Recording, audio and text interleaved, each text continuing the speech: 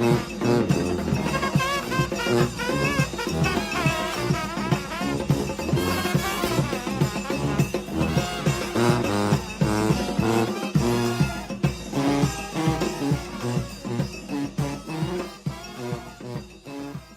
you for listening to my daddy's podcast. Please subscribe to our channel. Hey, don't let these tears fool you. It's all dog around this mug. I'm good.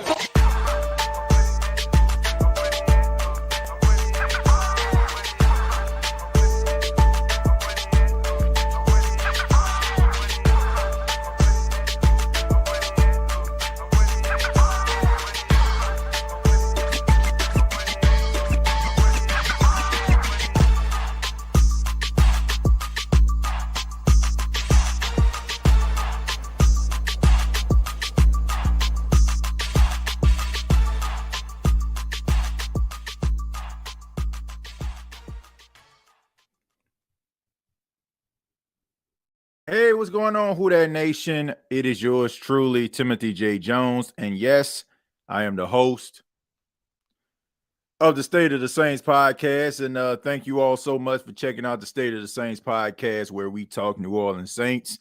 Right now, this is the second week that we're actually doing this playoff watch along. This is the divisional round watch along of the State of the Saints podcast. We pick a game that we watch and also talk a little bit of sports news, mostly pertaining to the New Orleans Saints, and also taking your questions as well. So thank you so much for tuning in.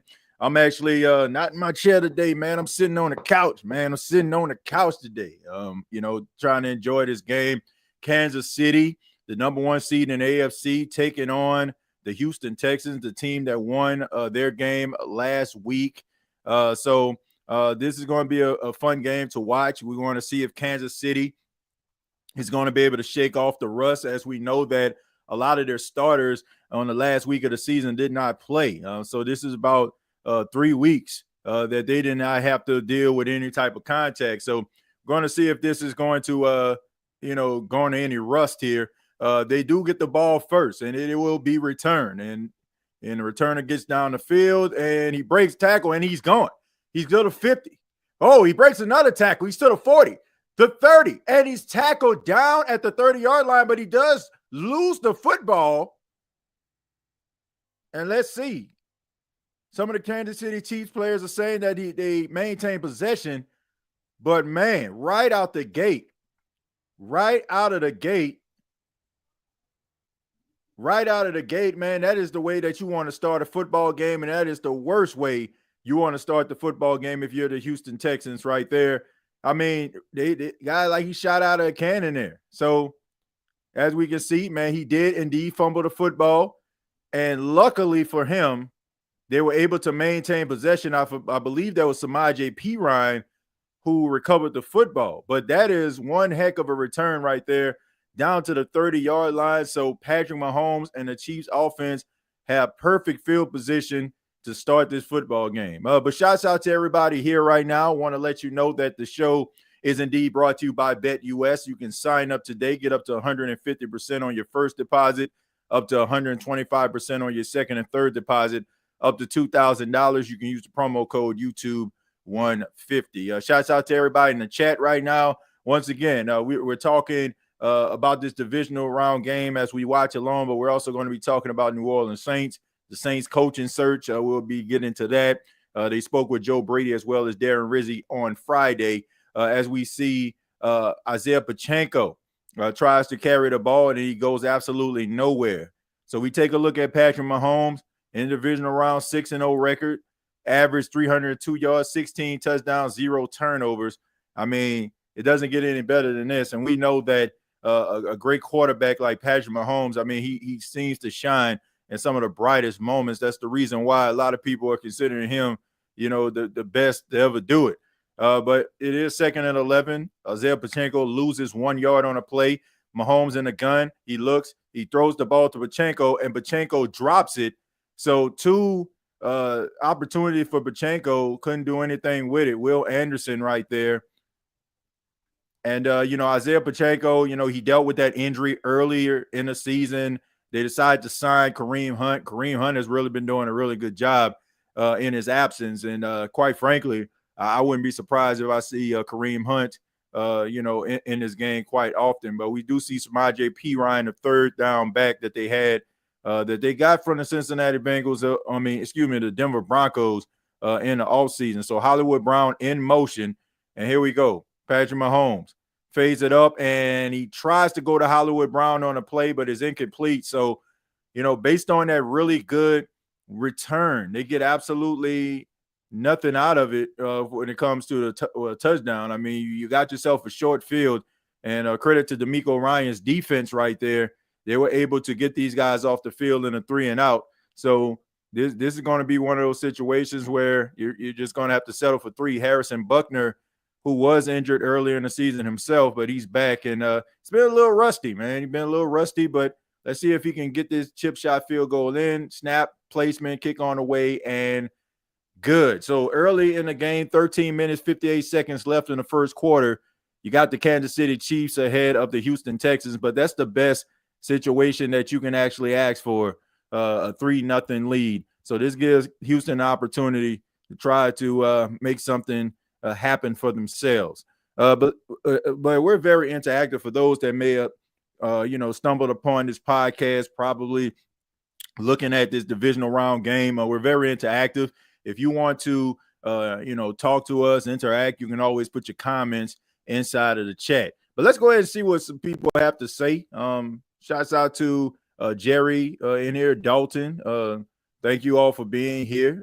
We got Cartel in here, B Creole in here, Dana is in here, and several others. All right. And for those that are watching at home, I really do appreciate you as well. But let's go ahead and get into it. Let's start with Creole. Creole says, hi, TJ and the Who Dat Nation. Y'all don't forget to hit the like button. Yeah, I would really appreciate that, man. Let's help the channel to grow. You can do your part by hitting the like button. I would really appreciate that very much. Let's see. This can't be happening. Yeah, I mean, look, Dalton, I mean, if we're talking about that return, I mean, that's the best way that you can start a football game. It's the best way you can start a football game, in my opinion. I'm going to go ahead and stroll down because a lot was said and a lot is transpired early in the game. Dalton also says Texans need to win. They have never won the divisional round. But it's going to be a tall task for them, Dalton. I mean, we know the Kansas City Chiefs. I mean, even though Kansas City has won a lot of games this season, we know that, I mean, they have been susceptible to, a loss, you know what I'm saying? Like, I mean, they've been on the cusp of losing these football games. I mean, I think that they've been pretty much battle tested throughout the season, but the teams have been hitting them in the mouth quite often, man. And if they can, find a way to, maybe neutralize the Chiefs and make a big play and keep this game pretty close, I think they'll be fine. But I mean, I don't think it's out of the realm of a possibility that, Houston can knock off Kansas City. I mean, Kansas City, they are a really good football team, but they're not unbeatable. They're not unbeatable, not the way I've seen them this season.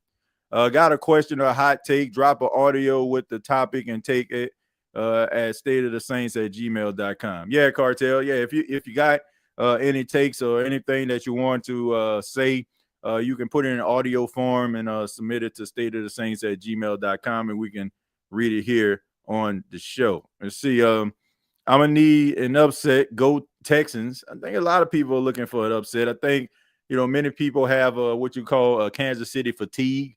The fact that they've been winning so much, I think that people are just kind of over it. Right. We're gonna get into the Saints head coaching search as the game goes along, but Buckner has kicked the ball off and it will not be returned. They will take a knee. So out comes CJ Stroud in his second season out of Ohio State.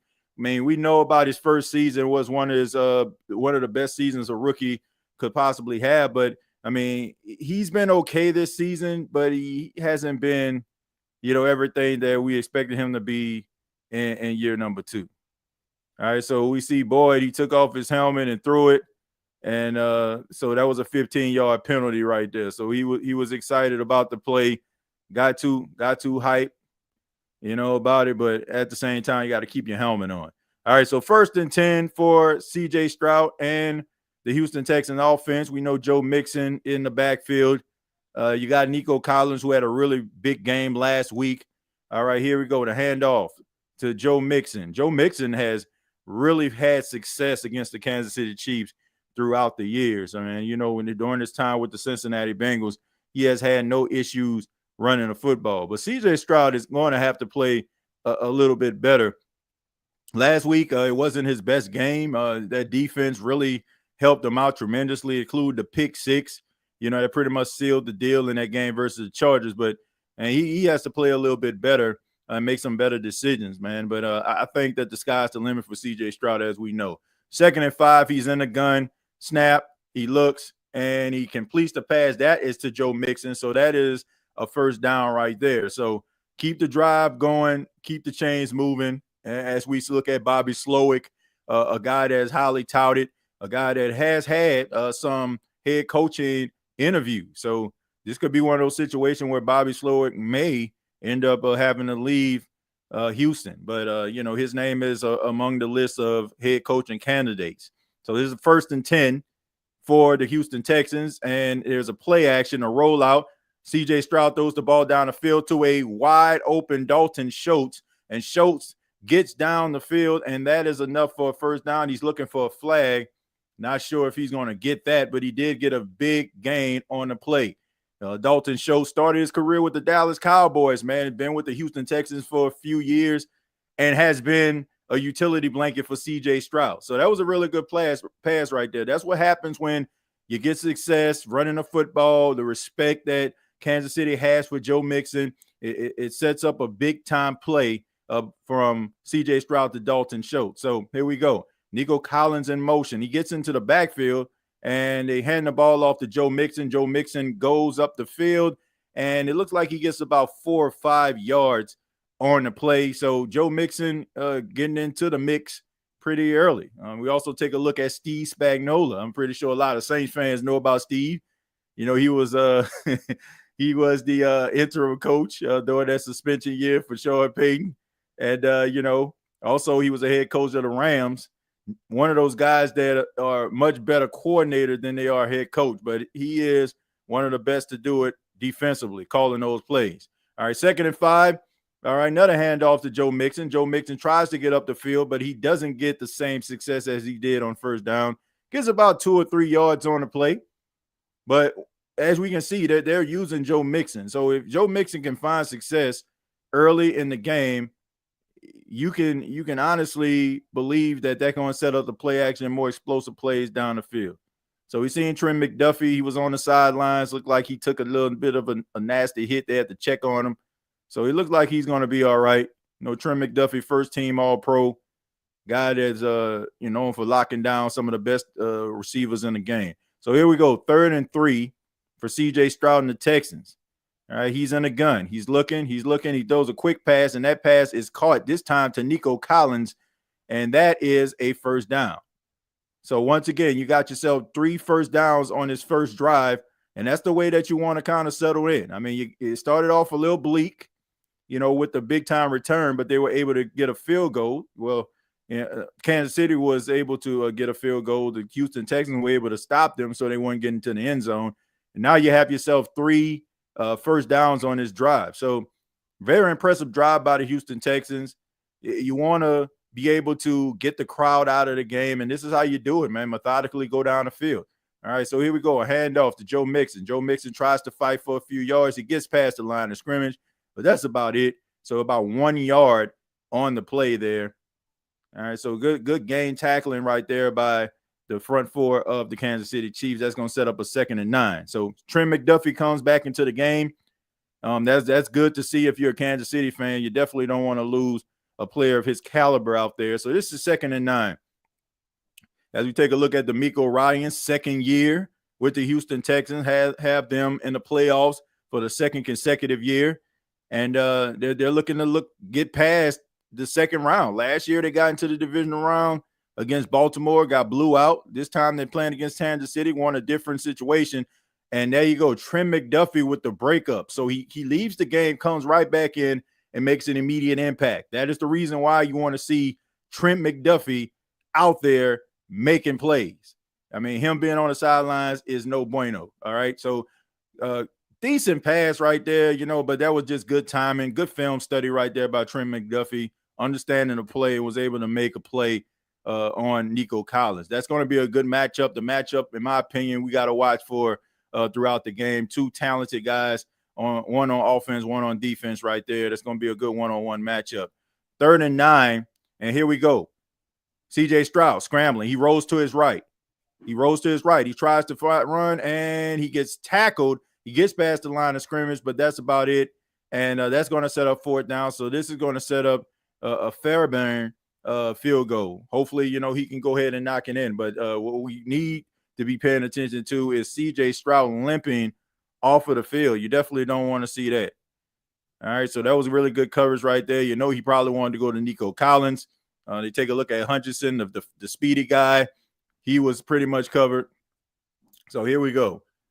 Kyron Fairbairn at a loan of 59 yards. This is a 30-yard attempt.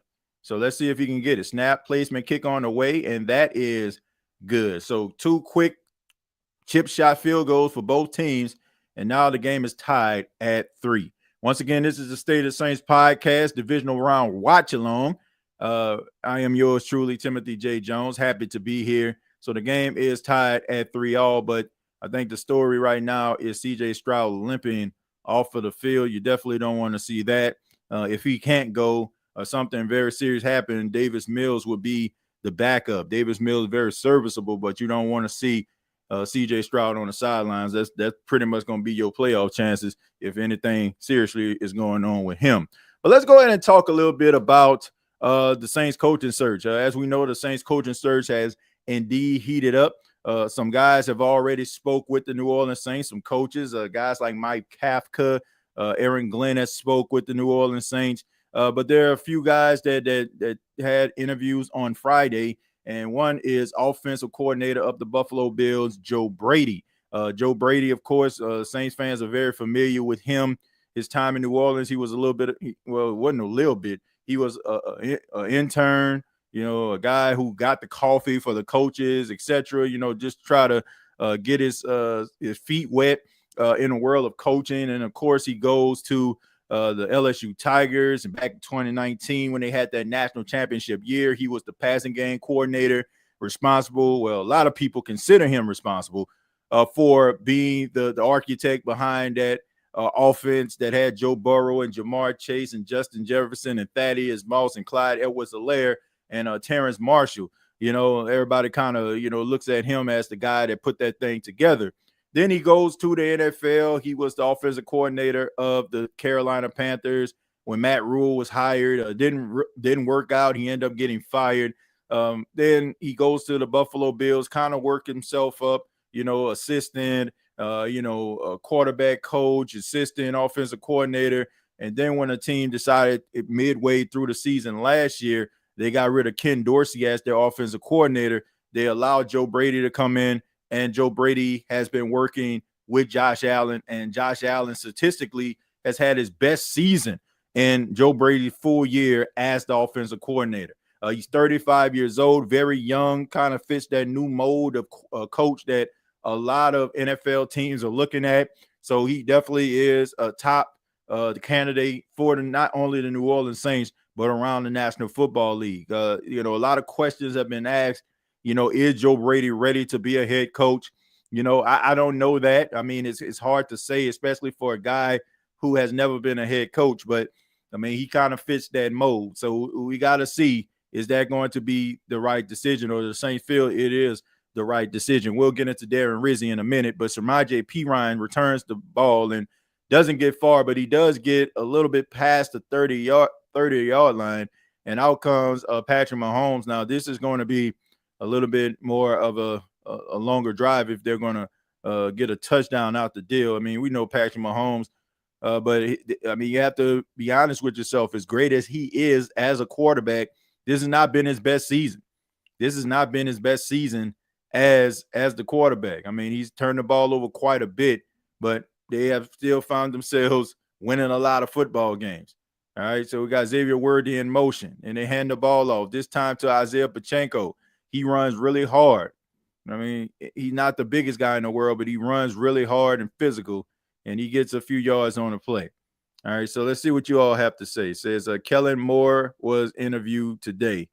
All right, so Kellen Moore being interviewed, that's somebody that a lot of people feel like is maybe going to be the Dallas Cowboy coach because of his time in Dallas. We'll see. I mean, Kellen Moore has had some stops a few places. Me personally, I feel like it's more of the quarterback than actually him. I don't know, man. Just something about Kellen Moore.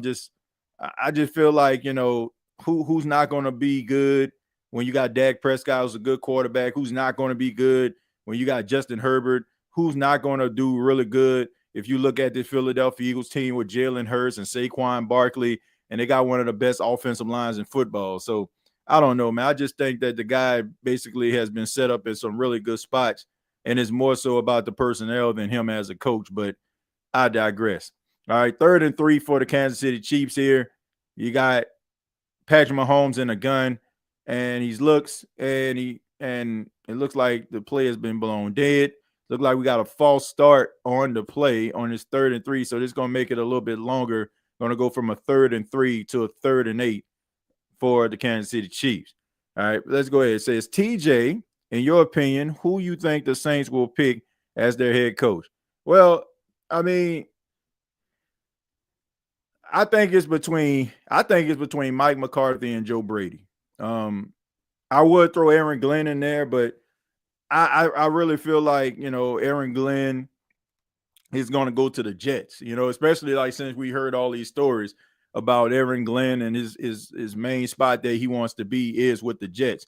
On a 3rd and 8, Patrick Mahomes get hit in the face, and that's an incomplete pass right there. So that's going to set up a 4th down. So early pressure, but you got a flag, and if you sneeze on Patrick Mahomes, it's going to garner a flag. So it's probably going to be roughing the passer, and it is. And there you go right there. So that's what you got to go against every single game. Fortunately, sometimes, those referees, they got to take care of Patrick Mahomes. But I'm pretty sure, if I'm not mistaken, he hit him in the face. I think he kind of grazed his face. And let's see. All right, so I don't know about that. Come on, man. Give me a freaking break right there. All right. That's absolutely pitiful right there. That he didn't hit him with the helmet or anything like that. Basically hit him with the shoulder. So, like I said, that's what you got to go up against when you playing against the Kansas City Chiefs and Patrick Mahomes. If you touch him, if you sneeze on him, it's gonna be a flag. So that's pitiful right there. But back to your question, Aaron Glenn, I feel like he would be a good coach for the Saints, but I just think that knowing that he wants to go to the Jets, knowing that he's highly touted, man, that is not a flag. I don't know what they talking about there. They need to stop. They need to stop right there. But it's all like, to me, it's all when they throw those flags like that, it's also those defenders can be kind of hesitant about how they can actually try to aim at Patrick Mahomes. So now, like if you looked at that last play, it looked like that defender kind of eased up on him. And that's just to kind of put something in the defense head. That was not roughing the passer. They need to stop, man. They need to stop. Like, I get it, man. I understand what Patrick Mahomes is. I understand he the golden boy of the league. He the face of the league right now. But come on, man. Like, if he's good enough to get to the Super Bowl on his own, you don't need no help. All right, that play right there was for DeAndre Hopkins, and that was incomplete. Yeah, them refs always looking out for him. But but Aaron Glenn, I think that more than likely he probably gonna go to the Jets because they're gonna give him opportunity. I don't know why they keep on showing this play. That was clearly not roughing the pass, and I don't care how many times y'all want to slow it up. That they should have been off the field right now. They need to stop. Y'all can slow it down as much as y'all want to. That was not roughing the passing. That was not roughing the passing. That was a clean play. And any other quarterback that wasn't Mahomes, that would have been off the field. It would have been a punt. It's pretty sad, man.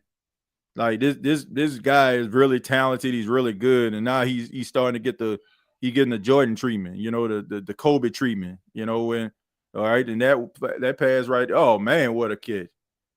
And that clearly wasn't supposed to be a catch right there. That was just a good play. The ball was tipped. the ball was tipped and he just ended up catching the pass. Yeah, he just ended up catching the pass. That wasn't even really designed. Like I think that it probably would have sailed. Yeah, it probably would have sailed. Like the way that he got nudged out of the way, probably would have sailed out of bounds. But anyway, good catch by Xavier Worthy. Look, I mean, these are talented players on his offense. Well, I don't understand why the referees always got to get involved. Going around there, Xavier Worthy, man, good play by Will Anderson right there. I was shocked they didn't call a horse collar on that play. Yeah, I don't get it. TJ, I'm running a 4-leg parlay. What you think? Texans over Chiefs, LA Rams over Eagles, Ravens over Bills, and Commanders over Lions. Man, you sound like you trying to get yourself some money. You got a couple underdogs on there. Texans over the Chiefs, Rams over the Eagles, Ravens over the Bills, and Command. Man, you picked all the away teams. So you feel like all the away teams gonna win? I don't know, man. I don't know. I think at least one of them you're gonna get right. All right. So we got Patrick Mahomes right there, and he goes down. That's 3rd and goal right there. I mean, good way, to try to attack the Kansas City Chiefs, man. I mean, this year, for what I'm seeing so far, and the game is still early, I'm looking at a much more polished Houston Texans team. You got a couple players out there that was in that playoff game last year, and they feel like they belong there. Versus last year, they probably felt very happy to be there. So taking a look at C.J. Stroud on the sideline, looks to be okay. Looks like he's going to return to the game. So 3rd and goal for Kansas City on the play, and they're gonna call a flag on that. They ain't gonna call no flag on it. I can't believe it. I can't believe it. Going at his legs, I thought I was gonna see a flag. My goodness. But finally they get off the field, but now they yeah, I'm shocked. He go at his legs. Oh, it's a flag. Nah, I'm shocked. Dang, TJ, just one. Yeah, I mean, look, I think that I don't see like all the away team winning. Like, if you doing that, then man, you gonna make some serious bread. I mean, I don't know, man. I think that Detroit game that's coming up a little bit later, if you're watching this on a Saturday, I think that game is going to be exciting. I think that this game is going to be exciting. I think that this is going to be a pretty close game. I think that both defenses are really good, and I think that you're probably going to see some things. TJ, anything about Joe Brady's philosophy? Well, I mean, not really. I know that he is supposed to be like this just wonder kid that comes up with these offensive concepts that kind of are suitable to be very comfortable for like quarterbacks. And he's really good at play designs as well. A lot of people feel like he's one of those new wave offensive minds that come up and cook up all these different plays that are going to be sweeping the league in a couple of years. So I mean, a lot of it is just kind of like that Sean McVay type mind, where he's young, he's intelligent, and the sky's the limit for him. But like he's supposed to be some type of offensive genius, from what I hear. Try to bail the Chiefs out, just crooked zebras. Yeah, I mean, I don't know, man. You just got to let them play. Just got to let him play. I don't understand like why you got to give him, that presidential treatment. Rev chief for the Chiefs. I mean, they definitely want to give them a better chance, it seems like. And I don't feel like this out of the realm of like reality. I don't. Like I don't feel like that's out of the realm of like them knowing that if you give the Chiefs or any team more opportunities, they're gonna take advantage of it. And I'm not saying that because, oh man, the Chiefs don't deserve to be in a spot. Like they're a great football team. Like you got to give them credit, but I do feel like some people want to keep them at the top, and that I think that's what rubs people the wrong way. I'm not one of those individuals. Oh, a team we win too much, they win too much, I don't like them. Like I'm one of those people that I respect the greatness, right? Because it's hard to win in the National Football League. It's hard to go out there when everybody wants to beat you, when you are the team that everybody wants to go out there and knock off, and you are the measuring stick, and you still find yourself in these type of games, these type of situations. I think is a testament to their greatness. Like we can't knock them for that, but it just bothers me that it seems like they get a little bit of a nudge. You know what I'm saying? Like, you don't need that. It's almost like, you remember that case that happened a couple of years ago when they had like those Ivy League school type situations that was going on, and kids was getting inside these Ivy League schools and these fake letters of recommendation. Like, look, man, you don't need all this stuff. You know what I'm saying? Like, you already entitled as it is. Like, you don't need the help. You know what I'm saying? But, you making it seem like you really do, and it just frustrates people. Like, that's taking the bread out of somebody else's mouth. That's all I'm saying. But I think they're a good team, but at the same time, they don't need that much help. TJ, how does a contract extension for Olave look? I honestly don't know. I don't know what. I mean, I'm pretty sure you're probably gonna pay him like another, 3 or 4 years, and based on the market, I'm pretty sure he's probably gonna be close to being, if they pay him, a top paid wide receiver. I mean, I think that, you got to pay him. He's the number one guy, man. Really good defensive play right there. Trent McDuffie again, all on Hutchinson. I mean, draped all over him. Good defensive play right there, man. I mean, right there at the last minute, just puts that hand out and just completely just stops it. All right. So, I mean, he had to play him all the way across the field on that drag route there, and he just, was able to just knock the ball away. Good defensive play right there.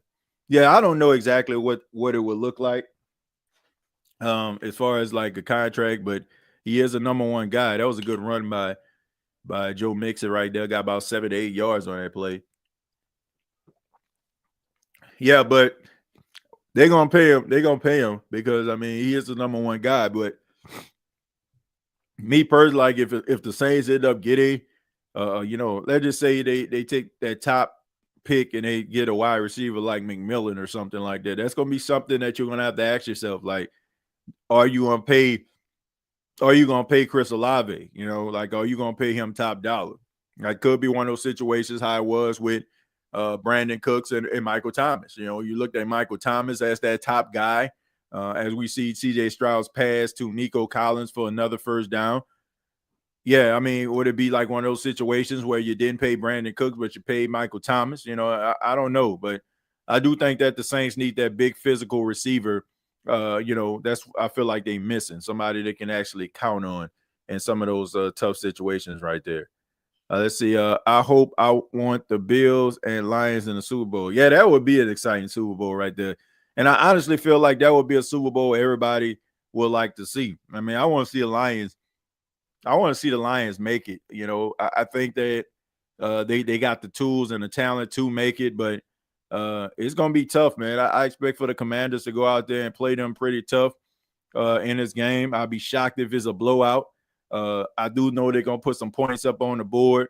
It's going to be a physical game. My biggest concern is Washington. I was watching the game versus Tampa. I seen a lot of chinks in the armor, man. Like, I seen a lot of chinks in the armor and some things that Detroit does really well. I don't know if they're going to be able to stop that run. I don't know if they're going to be able to stop that run. I think that David Montgomery and Jahmyr Gibbs going to run the ball quite often. So, TJ, do you take T-Mac at 9? He's a Mike T archetype. I mean, I would. I mean, I'd take them, but I can understand if the Saints don't. If they feel like they needed something else that may be out there, like, I can't get mad at them for that. But I don't know. Honestly, I don't know if he's going to be there. I mean, I think about the Raiders, the Raiders. I think about the New England Patriots. I mean, they need a receiver for Drake May. So I don't know if he's going to be there. I know a lot of people, saying like Travis Hunter and stuff like that, but I don't know, man. Especially if you're looking at Travis Hunter, and that was a sack, by the way, by Chris Jones instead of 4th down. But I don't know if maybe New England will look at him as maybe like a cornerback, And maybe they feel like they need that big body receiver, a guy that can complement, that guy that can complement Drake May, a guy that he can throw the ball to. And we know that based on his build and size, that's the guy that Mike Vrabel likes. I mean, AJ Brown, when he was with the Tennessee Titans, I mean, he kind of fit that build. The wide receiver that they drafted out of Arkansas, he kind of fit that bill. So I think that you're probably going to be looking at McMillan possibly going to the New England Patriots. I mean, especially if they're looking at him, I'm talking Travis Hunter as like a corner more so than a wide receiver. So he might end up being gone by the time the Saints pick. Man, God dog, man ran all into the field goal net. My goodness. MVS was a good addition for a large receiver. Pay that man. Yeah, I mean, he is a large receiver, but I think you need something smaller, man. I mean, excuse me. I think you need somebody a little larger, somebody that's going to be possibly that every down guy. I think Valdez Scantling, he's about 6'4", 6'5". He shows a level of toughness, especially like going against some of these receivers, corners in a slot. He absorbs a lot of punishment. He's not afraid to go out there and make plays. But I just think that you need to get a younger guy in that. Travis Hunter will go to the Jags. I mean, I can see that happening. I can see that happening too. But like I said, I think when I look at New England, I think that McMillan might end up being the guy that they draft because Drake May needs a number one guy. And I know some people are talking about T. Higgins, but if you can actually draft a guy, why would you want to pay top dollar to get T. Higgins? I mean, that doesn't make too much sense to me. I think that you need to, like, if you can get McMillan, why try to get T. Higgins? I would take Will Campbell, Kelvin Banks at 9. Yeah, I mean, if you want to kind of beef up your offensive line, like maybe a coach will probably come in and probably look at like, man, Trevor Penning, he had a decent season. He wasn't too bad, but at the same time, you know what? I think we need something else. And maybe there'll be one of those cases where they'll take Will Campbell and make him a left tackle and put Talese Fuaga at his original position, which is right tackle. And if you can do that, ladies and gentlemen, then guess what? You'll have yourself something. You probably have your left tackle and your right tackle for the foreseeable future. Let's see. Okay, based on that, TJ, if T-Mac is gone, do you go edge rush or is there another wide receiver you go get? I think if he's gone, I think you got to go with somebody on the interior. I don't care if it's an offensive lineman or I don't care if it's a defensive lineman. Like if Mason Graham is there, then you get him. If one of those top offensive linemen are there, I think that you go with them. Like I think the Saints need to fix their interior. I think that regardless to if you decide to bring back Carr or you decide to roll with Spencer Rattler, I think that you need a running game to support the quarterback. So to me, I think that you need to beef up their offensive line. I think the Saints need to make that a top priority. I think that looking at this offensive line across the board, I don't want you to go into the season like, man, we need to be comfortable. Like, we just need to be comfortable at this position. Like, you don't need to look at it like this, like just being okay. I think you need to approach the season, the off season, like, look, we need to make this offensive line the best possible. Not just, okay with just being okay. Like, okay, man, we look at Trevor Penning. He did okay. He did a decent job. Like that's not gonna do it. Like you should try to make your offensive line look like Philly, Detroit. Like some of the best offensive lines in football. Because I feel like that's what's going to help you. It's going to help Alvin Kamara stay healthy and be able to make plays. And whoever is the complimentary guy, you can have yourself something special. But I don't know. And as far as the interior, when you get the defensive lineman, like, somebody like Mason Graham, Saints have struggled to stop the run. If you want to do that, shoot, I wouldn't even be objective to bringing back Davion Yamada. I'm just being serious. Like, if the Falcons don't want to re-sign him because I think he's a free agent, I wouldn't mind bringing back Yamada. You know what I'm saying? As a veteran, at least he'll be able to help you stop the run and get yourself somebody like Mason Graham or hopefully whoever they bring in as the defensive line coach is able to help Brian Brzee be a much better, run stopper. I mean, we know that he can rush the passer, but maybe somebody can help him develop and stop in a run and be a really good overall interior lineman. So if you can do that, then I think that you'll be fine. TJ, Cleveland Browns are in talks about taking Michael Thomas as a receiver. Well, look, I mean, if they do that, that'll be cool. Good to see Michael Thomas to get back into the league. And we know that the talent level of Michael Thomas was never in question. It just was it health. So if that's the case, then I think that'll be great for him. But we haven't talked about Darren Rizzi. We haven't talked about Riz. Riz has, got his opportunity to do an interview. We know that he was the interim coach for the New Orleans Saints.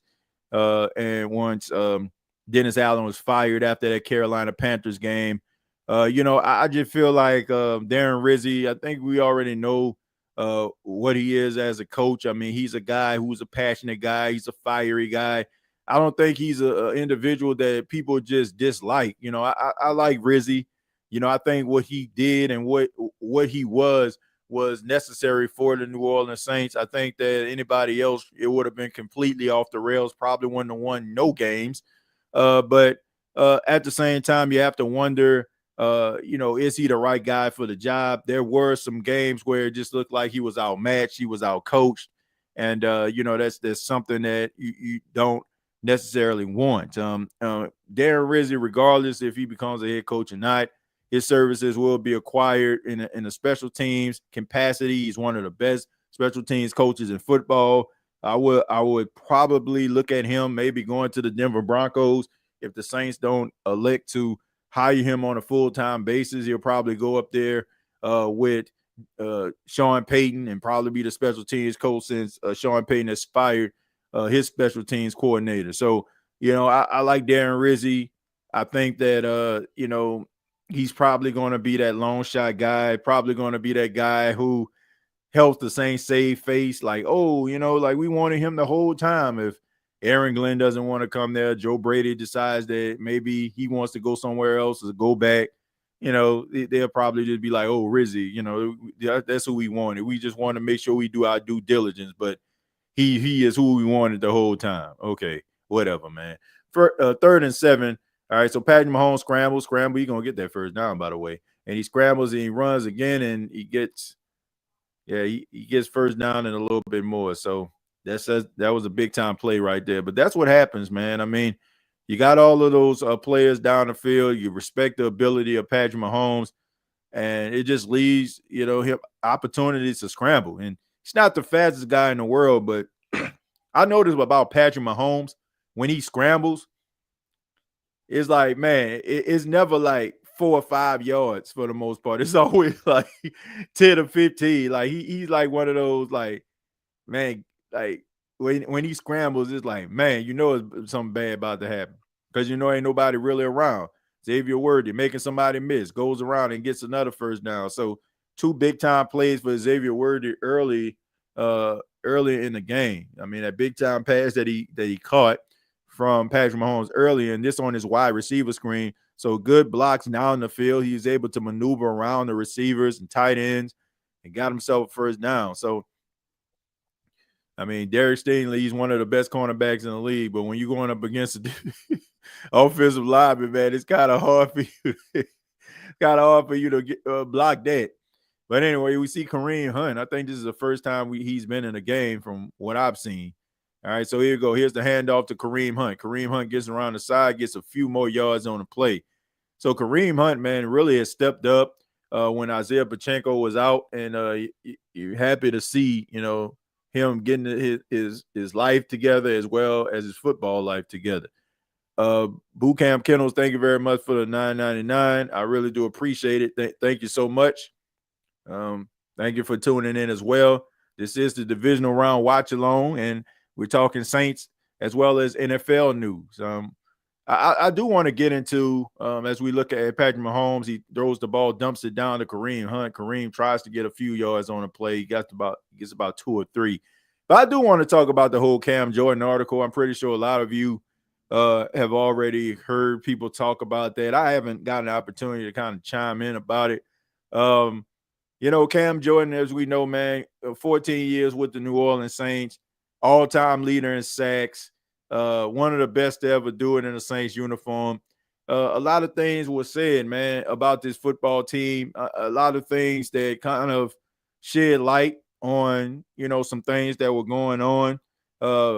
I think a lot of us had our speculation, but to actually hear it as we see Will Anderson gets a sack on Patrick Mahomes, should have had two. Well, not two, but, shouldn't have been no roughing the passer, but it brings up a fourth down. So Will Anderson really making some noise, man, this season, really coming on from year one to year two. But, that whole Cam Jordan situation, the fact that he was saying that, he wasn't playing very much. They had him playing defensive tackle most of the times, had him rushing from the interior. And, he wasn't really getting opportunities. And Ty Grantham, who was the defensive line coach, he talked about how he didn't really put emphasis on technique and stuff like that, trying to help guys get better. And, Cam even at one time was thinking about getting traded. Like he was going to act for a trade. His father, Steve Jordan, a legendary tight end with the Minnesota Vikings, asked him, he said, man, maybe you should think about asking him for a trade. Cam even went to the team, was asking him like, what is about my game that shows you that I slipped and all this. But to me, it just shows you that, Dennis Allen didn't have a clue. Things that we already know. The Saints seems to me like they were trying to get younger. But the problem is, I ain't got no problem with a team trying to get young. But when that one player has proven that he's still at the top of his game and nobody else could dethrone him, like it's just, I don't get it. It's almost like I don't understand what it was about this football team. It was almost like with Trevor Penny when he was struggling, right? And they had no choice but to try to make it work because they ain't have nobody else that can match him, right? But I feel like it was the same way with Cam. So what made Cam's situation so different? Like they tried to force the issue with Trevor Penny, but when you got players that are clearly not better than Cam, they tried to still stick them on the sidelines. And I can understand that. Like if I'm playing on a team and I've been there for a long time and another young guy at my same position goes out there and he's balling better than me and it's relatively obvious, I can understand that. But there was not one player that I look at on that defensive line that I feel like made that much of a difference if Cam Jordan wasn't out there. But I'm just glad that the New Orleans Saints have got rid of Dennis Allen, because Dennis Allen to me just everything about this guy just showed me that he just wasn't fit to be a head coach. From not paying attention to the technology about how you're using players and how much you're running them and how you're exhausting their bodies and not really paying attention to that. That is why it's extremely important that you pay attention to the analytics.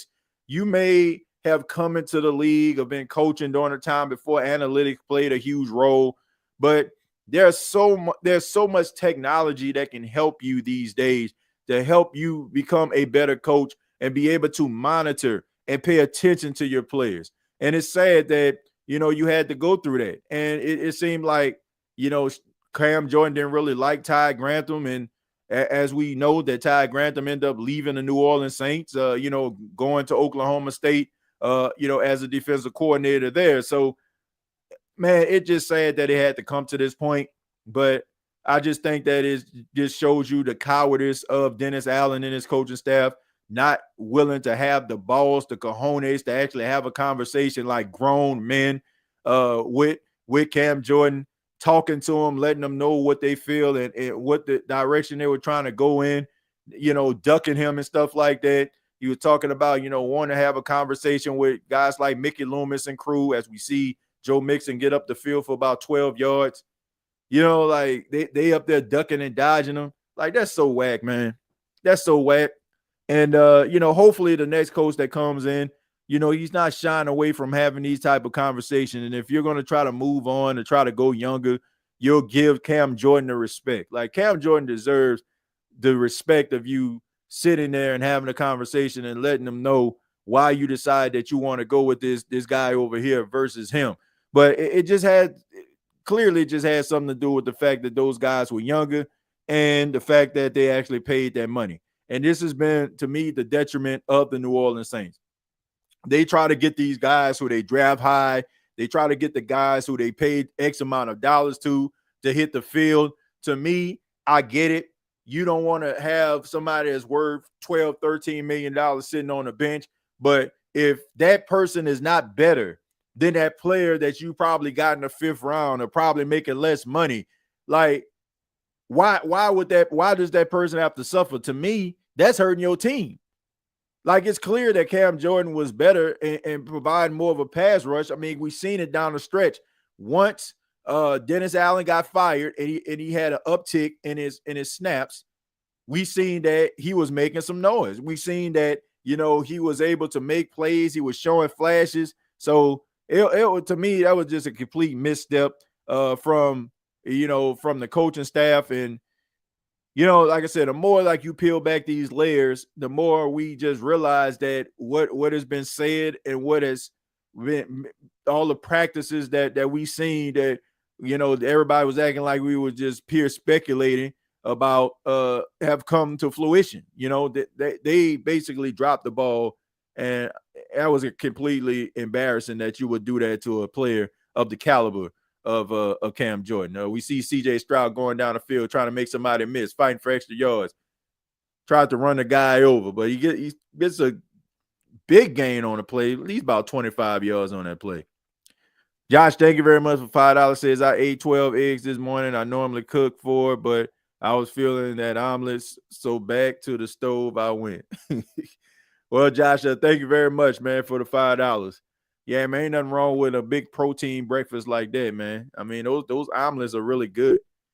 TJ, a healthy wide receiver core of Olave, Shaheed, MVS, and T-Mac would be nasty. I agree, man. I just think that you need a little bit more size in a wide receiver room. I think that you got a bunch of guys that's kind of the same build, like Rashid Shaheed, Chris Olave. They kind of like the same size. I just don't feel like they got that big time like wide receiver, 6'4", 6'5", even 6'3", like 215, 220. I think that's what you actually need, man.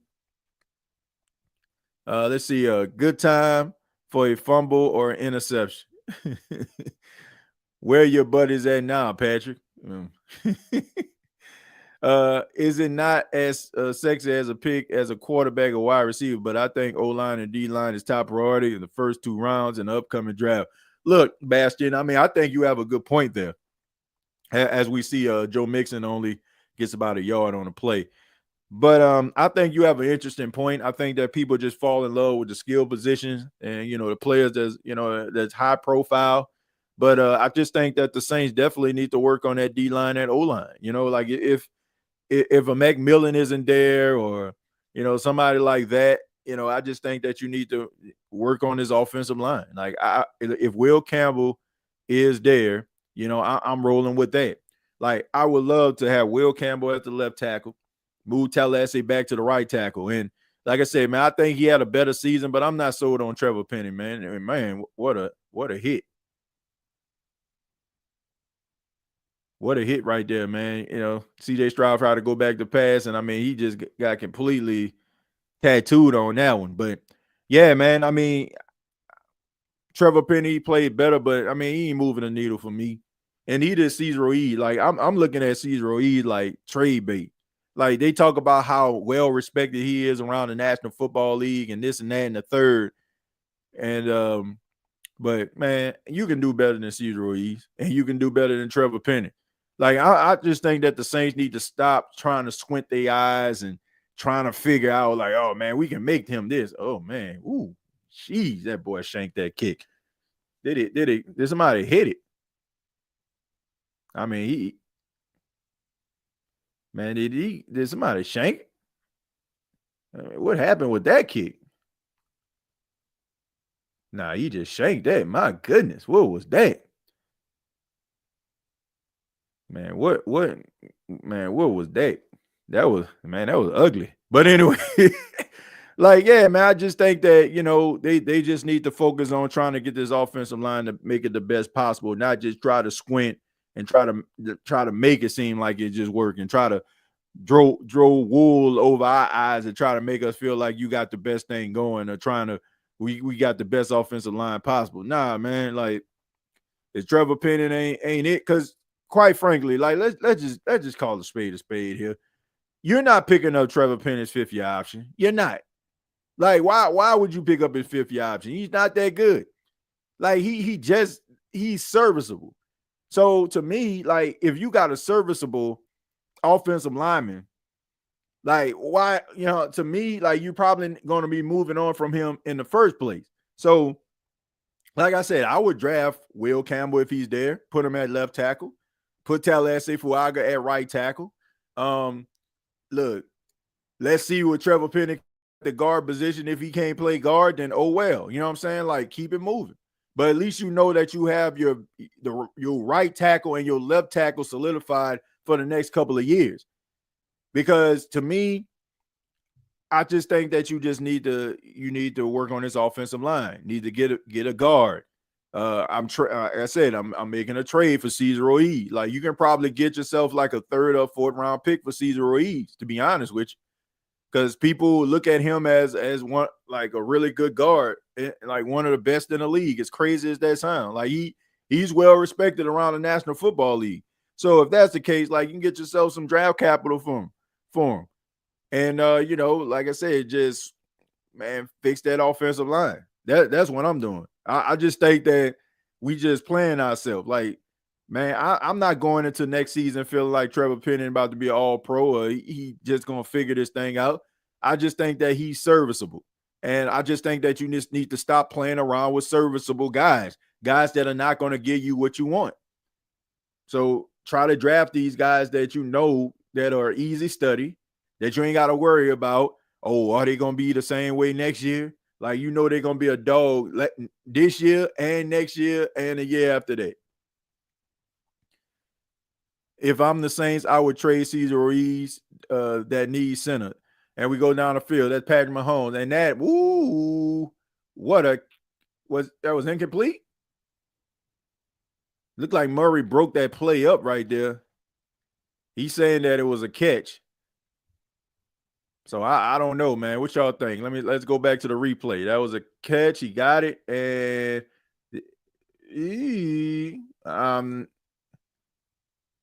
if anything, that could have shoot.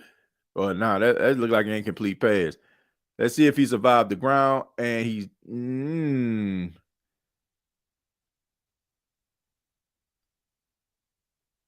nah, that's incomplete. I mean, they might challenge it, but I don't know. That could have went anyway, either way right there. But that was a good defensive coverage right there. All right, so 2nd and 10, throws the ball down the field. That's caught to Travis Kelce. Kelce gets around. Oh, Travis Kelce down to the 5. And playoff Kelce has showed up, man. Travis Kelce has showed up. We know that, he for the last few years of the regular season, he been asleep at the wheel. But in the playoffs, he always seems to come alive. There we go. Nice pass right there, Travis Kelce. Middle of the field, makes one guy miss.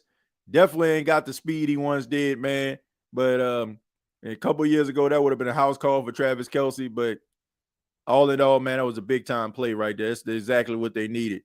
And this is exactly what the Houston Texans did not need. You do not want to see these guys get into the end zone. There we go right there. Pachenko tries to get some extra yards and gets absolutely nothing, maybe like 1 or 2 yards on a play. So Travis Kelce, big time catch right there, gets these guys into the red zone.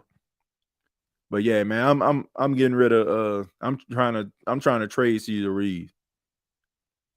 Respected where? Ruiz probably the worst O-line I've ever seen. I see dude get worked too many times. You can say that, but like I said, around the NFL, he's well respected, man. He well respected. Like, man, bro, the way, man, that's like a touchdown. Did he get in? All right, look like he maybe down at the 1. if he does not get in. But the way that we may look at players, the way that we look at players, like it's completely different than what the NFL look at. The way that we look at coaches is a completely different way than what the NFL looks at them. And I'm telling you, like Cesar Ruiz, like if the Saints were to trade him, they can probably get like a third or fourth round pick for him. I'm just telling you the truth. Like we may think he's one of the worst guards in the league, but the NFL them, and you can get some trade, you can get some trade value out of him. Kareem Hunt into the end zone for the touchdown. Kareem Hunt.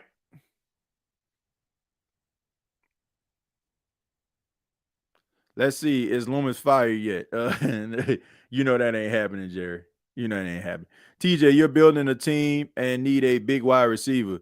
Who you taking, Julio Jones or Megatron? I'm taking Megatron. Man. I ain't never seen, like, no disrespect to Julio. No disrespect to Julio at all. But man, Megatron was on another level. I ain't never seen three dudes like be lined up across from some one guy. Like Megatron was special, man. I think a lot of people don't realize this, man, don't know this. But Megatron was freaking special. Like when he was at Georgia Tech, I mean, think about this. You got a 6'5" dude running almost a 4.2, like 45-inch vertical leap. 6'5", dude was unstoppable, man. And I hate that because over the course of time, you're gonna have a lot of people that forget about Megatron because of how bad Detroit was during that time. But dude, Megatron was the dude, man. I know no disrespect to Julio. Like I think Julio Jones was a great receiver, man. Great receiver. But Megatron was that dude, man. Like I'm talking about triple coverage. Like Matthew Stafford, like it didn't matter. 4 dudes on him, man. He the definition of he down there somewhere. Like he was the one that started that. Like Calvin Johnson down there somewhere. Megatron was that dude, man. Let's see, TJ, what you think about Caleb Johnson, a running back out of Iowa in a second or third? Yeah, I like him a lot, man. I think that he's a physical running back, big running back. I think about maybe 225 pounds. Yeah, I like that, man. I think that the Saints definitely need somebody like that. That's that complimentary running back to Alvin. I mean, I wouldn't mind him at all. You know, like I think that Quinshon Judkins would be one of the guys that I'm looking at. Scatterboo would be another guy. I think that more than likely he'll probably be like that fullback role. You know, somebody they got some some size on it that's probably like in like 220 or something like that. Like somebody that can, really be that 1-2 punch for Alvin. I think that's what the Saints need to take a look at. Yeah, probably in like the 3rd round or something like that. I wouldn't mind that. Do the Saints trade down to gain more picks? You know what? I'm not objective to that. I'm not. This is something that the Saints don't do. I'm also okay if they just stay at 9 and pick the best player possible. But I do know what the Saints don't need to do. They don't need to be trying to trade up unless they about to get somebody that's about to change the misfortune of this franchise. Stay where you at. That's their problem, in my opinion. Like, if you want to trade back to get a draft pick, and don't trade back too far. But so let's just say, I don't know. Let's see. I'm trying to see a team that's probably picking between 14 and 15 or something like that. I don't know who it is. I don't have the Tankathon. Let me go ahead and pull that up so I can actually see. Let me see who actually has that pick, because I want to make a point out of this. All right, so let's just say, for example, the Saints at 9, and let's just say Dallas wants to move up from 12 to 9. You know what I'm saying? Like, okay, you know what I'm saying? Like something like that. Or if San Francisco at 11 wants to move up, or Chicago wants to move up one spot, like somewhere like that, but not like, going too crazy with it. I still think that you can get a really talented player at 12 or 11, but but if you can find a player at 9 that can really help you out, that can do something that can make your team better, I'm all for it, but I don't think that they need to trade up, and lose draft picks in the process. So no, man, I feel for Stroud right now. No help up front. Wideouts can't run a route, and when they do, they drop the ball. Kick a shank a 55-yarder. Kansas City getting a free game today. I don't know, man. I mean, it's a different beast, man. When you're out there in Arrowhead, it's cold. I think they said something about it feel like 4 degrees out there. You know what I mean? The wind is swirling, and man, I mean, you got a lead. They got the lead right now. You know what I'm saying? So it's tough, man. It's a tough place to play. It's not like you playing against Carolina out there or something, or even the Saints. You know what I'm saying? You playing against the best team in football. They are the best team in football. Like I get it, right? When teams start to win, we start looking at it like, oh man, they ain't that good. This is a really good football team right here, man.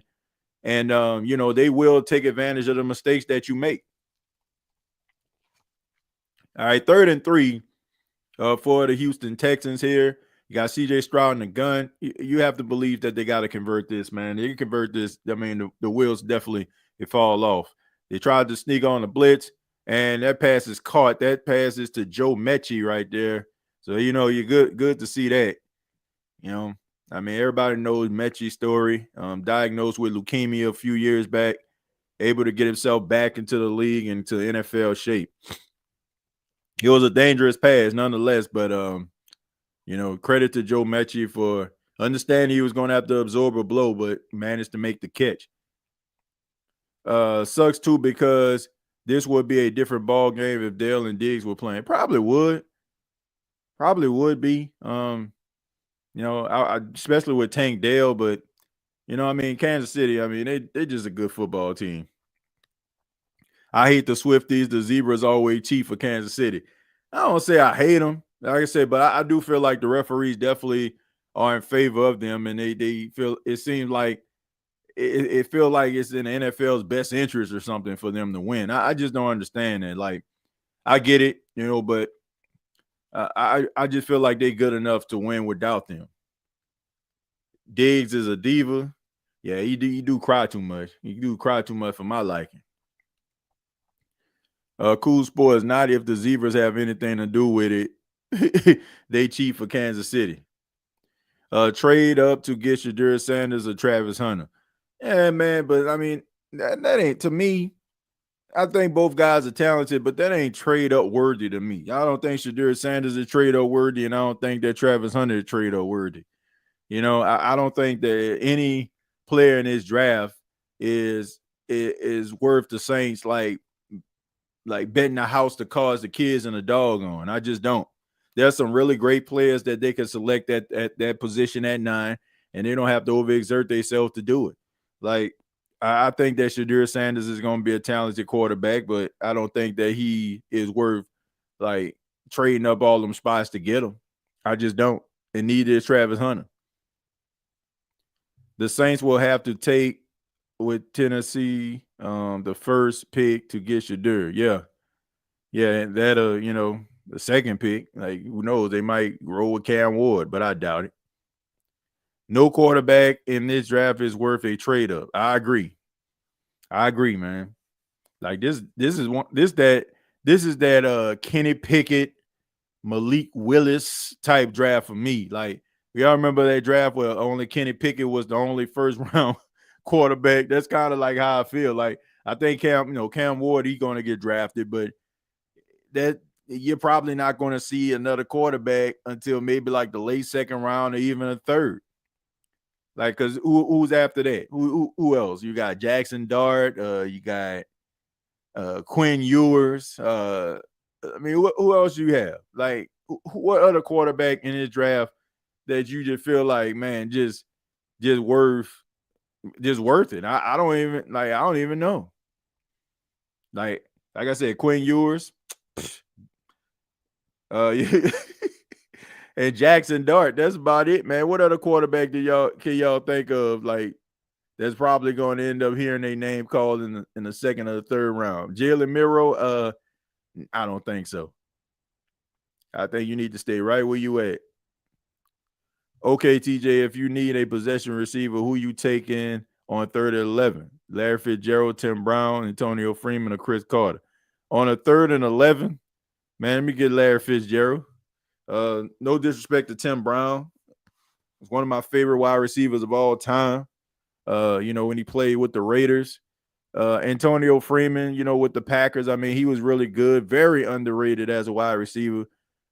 Chris Carter, arguably some of the best hands in NFL history, but I'm going to go with Larry Fitzgerald, man. Larry Fitzgerald, I mean, one of the greatest wide receivers of all time. Definitely was known for not dropping passes. Did he complete that? And John Mechie again, 2 clutch catches on this drive, man. So good plays by Mechie there. Yeah, man, I would go with Larry Fitzgerald though. Larry Legend. I mean, his percentage for drop passes are like really, really, like really low. Like, I mean, he always stayed in like the 70, 80 percentile when it comes to catching passes. If he drop a pass, you ain't shot. Like, yeah, man, I'm rolling with Larry Legend, man. I just hope Derek Carr is not our quarterback number 1 next season. Yeah, I'm over Derek Carr, man. Like, I just think that if you got Derek Carr on your team, you just want to try to save yourself the embarrassment of carrying such a huge cap hit. You ain't winning nothing with that, man. Like, I think the Saints needs are, way too much for Derek Carr to be able to do anything. And man, miss me with all these stats that they trying to throw out there. Oh, well, Derek Carr, he did have his best. Like, miss me with that, okay? It's rather you good or you not. And I think that is one of the main issues that I have with Derek Carr, that you have these people out here trying to make him sound serviceable because, his completion percentage. It was a 60-some% completion percentage. He had a good touchdown and interception ratio. I don't care, man. Like, the dude is not that good. He's not good. He's not going to get you where you need to be. So why are you wasting your time? Like, you basically just setting yourself back. To me, the Saints need to take a look at what they are and who they are as a franchise and just realize that, they ain't hitting on nothing. They just not. They're not hitting on anything. They're not that good.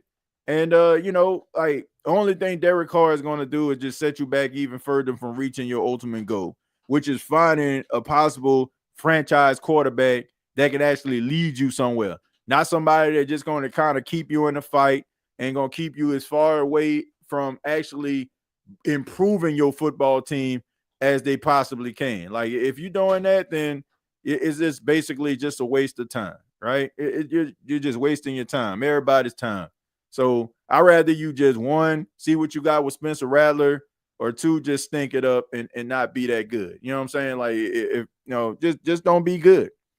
That this is all there is to it. Like, I'd rather see what Spencer Rattler have. At least if things don't go your way, if they don't pan out, at least for a fact, like, okay, man, we just need to go in a different direction. That's it.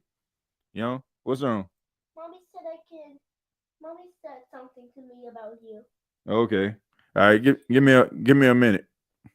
I'll be right back.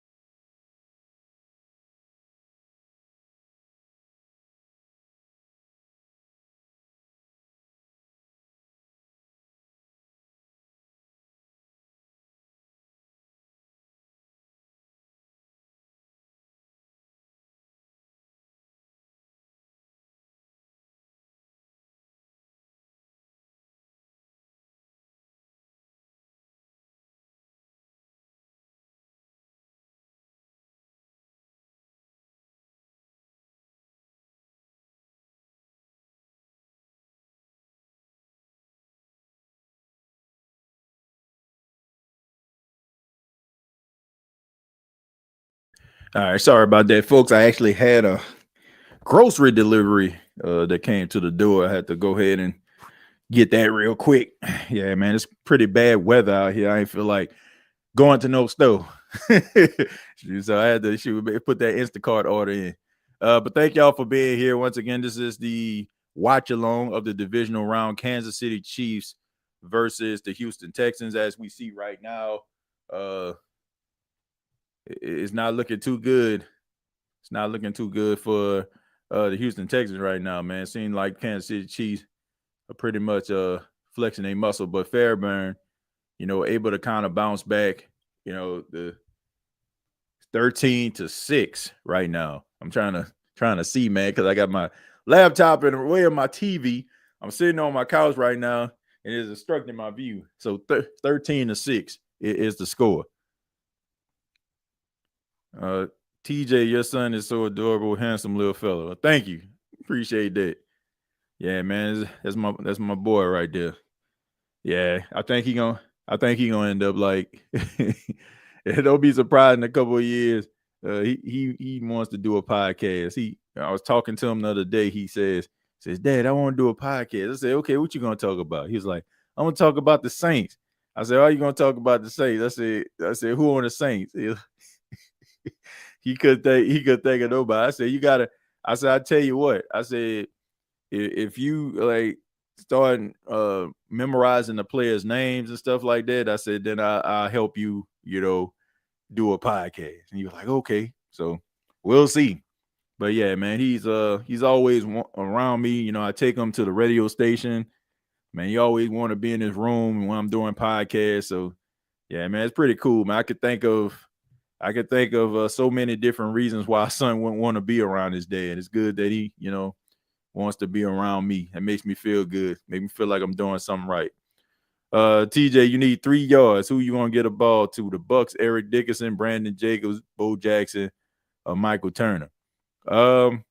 If I need 3 yards, he ain't on this list. I want Marshawn Lynch if I want 3 yards. I mean, Jerome Bettis, the bus. Yeah, Jerome Bettis would be up there too. Bo Jackson, yeah, I would probably have him on the list. But yeah, Jerome Bettis or Marshawn Lynch would be my guys. TJ, what's your favorite Super Bowl game? My favorite Super Bowl game. I mean, look, it's hard to say it wasn't Super Bowl 44 when the Saints won a Super Bowl. I mean, it had to be that. But if it's not the one that the Saints played in, it'll probably be the Super Bowl back in 1999. The Tennessee Titans and the St. Louis Rams, when Mike Jones made the tackle on Dotson, 1 yard. 1 yard, man. He could have stretched that thing out. He would have scored a touchdown. That probably was my all-time favorite Super Bowl game right there, when he just came up a yard short. I got a couple. I mean, not so much Super Bowls, man, to be honest with you. Because when I was growing up, man, like some of y'all know what I'm talking about. Some of them Super Bowl were garbage. Like, I'm talking about, like, it was pretty clear, like, who was the best team. Like, I mean, I remember one time Cowboy blew out the Bills. It was like 52-17 or something like that. Like, them Super Bowl weren't close, man. They like in the late 90s, that's when Super Bowls like started to like get like close. You really start to see like teams really, jock for position. Like, the only, like, I think the last like true blowout I seen in the Super Bowl was, I want to say, Denver against Seattle, when Seattle just put the foots in Denver. I mean, like, man, like, that was embarrassing, right? That was like 42-8 or something like that. It was like embarrassing. But other than that, man, most of these Super Bowls been close. So yeah, that's probably my favorite Super Bowl, though. The Tennessee Titans and the St. Louis Rams. That's probably my favorite one. The Carolina Panthers Super Bowl, when they played the Patriots, wasn't that bad either. But I would have to say that Tennessee Titan one right there. If you're a Saints fan, you gotta say Super Bowl 44. Yeah, hard. Now the struggle was real. Yeah, that's the truth. 49ers blew out the Broncos 55. Yeah, man. Like them Super Bowls like that, bruh. Those, I mean, those some unwatchable Super Bowls right there. And, you know, like especially like in the 80s and stuff, like them Super Bowl were terrible. Like when the 85 Bears won a Super Bowl, they actually played that game in New Orleans in the Superdome. They played against the New England Patriots. They blew them out. I want to say Cincinnati Bengals, 49ers. 49ers blew them out. Like it was hard. Like I get like the Bills and the Giants Super Bowl, Scott Norwood, wide right. You know, like that was a close Super Bowl, of course. Um, man, there weren't a lot of close Super Bowls in the late 80s, early 90s. Yeah, Seahawks 43. I know it was something like that. I know it was like 42 to 8. Yeah, 43 to 8. Yeah, they blew them out. Let's see. Second is when Eli Manning and the Giants upset Thunder. Yeah, back in 2007. Yeah, that was a good Super Bowl too. That was a good one. That was a good one too. What about your favorite college football bowl game? My favorite one of all time. I tell people this all the time. Back in 2007, Boise State against Oklahoma in the Fiesta Bowl. The Statue of Liberty play for Ian Smith. Like, you know, ran the ball into the end zone for the touchdown. That right there was my favorite bowl game of all time. Like I'm trying to see any other ones that kind of stand out. The Texas USC game back in 2006 when Vince Young like basically single-handedly beat the USC Trojans by himself at over 400 yards of total offense. That was like my favorite one. Man, they had some dogs in that game, bro. Man, they had some dogs in that game. Man, like all across the board. I mean, nothing but NFL talent on both sides. I mean, you had Reggie Bush, Lindell White, you had Matt Leinart, you had Dwayne Jarrett out there. I mean, man, they had some talent out there. I mean, Texas, I mean, they had what Benson out there. They had man, I mean, I think if I'm not mistaken, Earl Thomas was out there. I mean, them boys had some dogs, man. They had some dogs out there on that field. Ross, you know, the one that married the Olympic track star. Like, man, they had some talent out there. They had some talent. That game, that was probably I ain't never seen a bowl game had that much talent. TJ, you need a fumble. Who do you trust to make it happen in a moment? Ray Lewis, Troy Polamalu, Brian Dawkins, Lawrence Taylor, Patrick Willis. Hey, I got one for you though. He ain't on this list, and it's probably because he stayed injured most of the time. But when he was out there, boy, he was hell when he was well. Bob Sanders for the Indianapolis Colts. That would probably be my guy, man. Troy Polamalu, I want to say like a fumble. He like if I need like a big play, like I think I could count on Troy, but like somebody like that just trying to force a fumble or something like I have to go with Bob Sanders, man. Bob Sanders. If Bob Sanders didn't always stay hurt, I guarantee you he would have been a Hall of Fame. He would have been a Hall of Famer.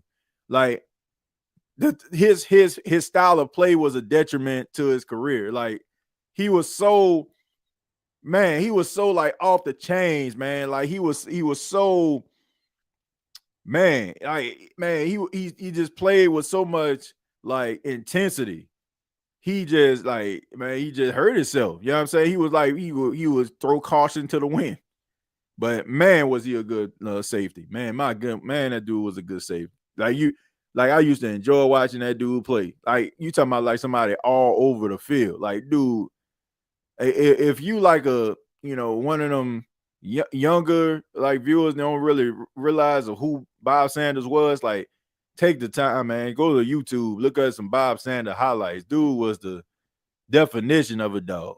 That dude was a dog, man. Ohio State, man, versus Notre Dame. Who y'all think gonna win? Who y'all got in that game? Notre Dame, Ohio State. Who you got? I want to see Notre Dame win because Ohio State, I ain't got nothing against them, but man, it's kind of hard to try to root against Marcus Freeman, especially like the intensity and what he's bringing to the table in Notre Dame. I mean, you have to believe you have to believe that, it should be a good game, man.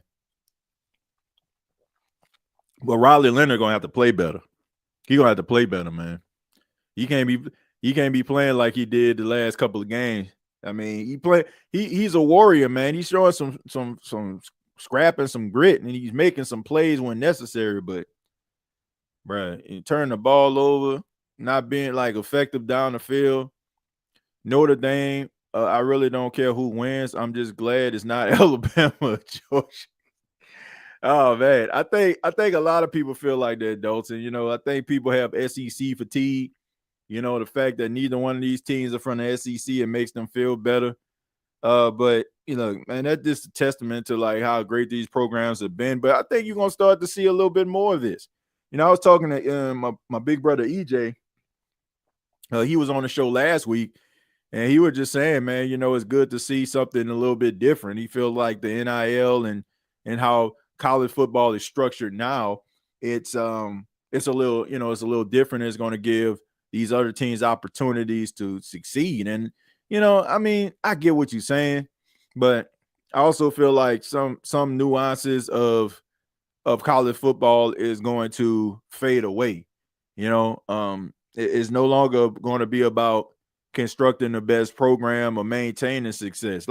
It's probably going to be one of them things where if you're maintaining like success, winning national championships, that to me is probably going to be a testament to your greatness more so than anything else. Because now we see, and I feel bad for some of these mid-major schools and especially HBCUs as well. Like I was looking at Coastal Carolina. Y'all know I cover them, go to their games and write for them.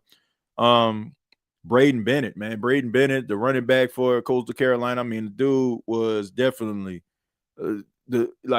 he was a weapon on that football team, man. I mean, really good pad level, really good decision making. Kind of remind me a lot of Le'Veon Bell a little bit. Remind me of a young Le'Veon.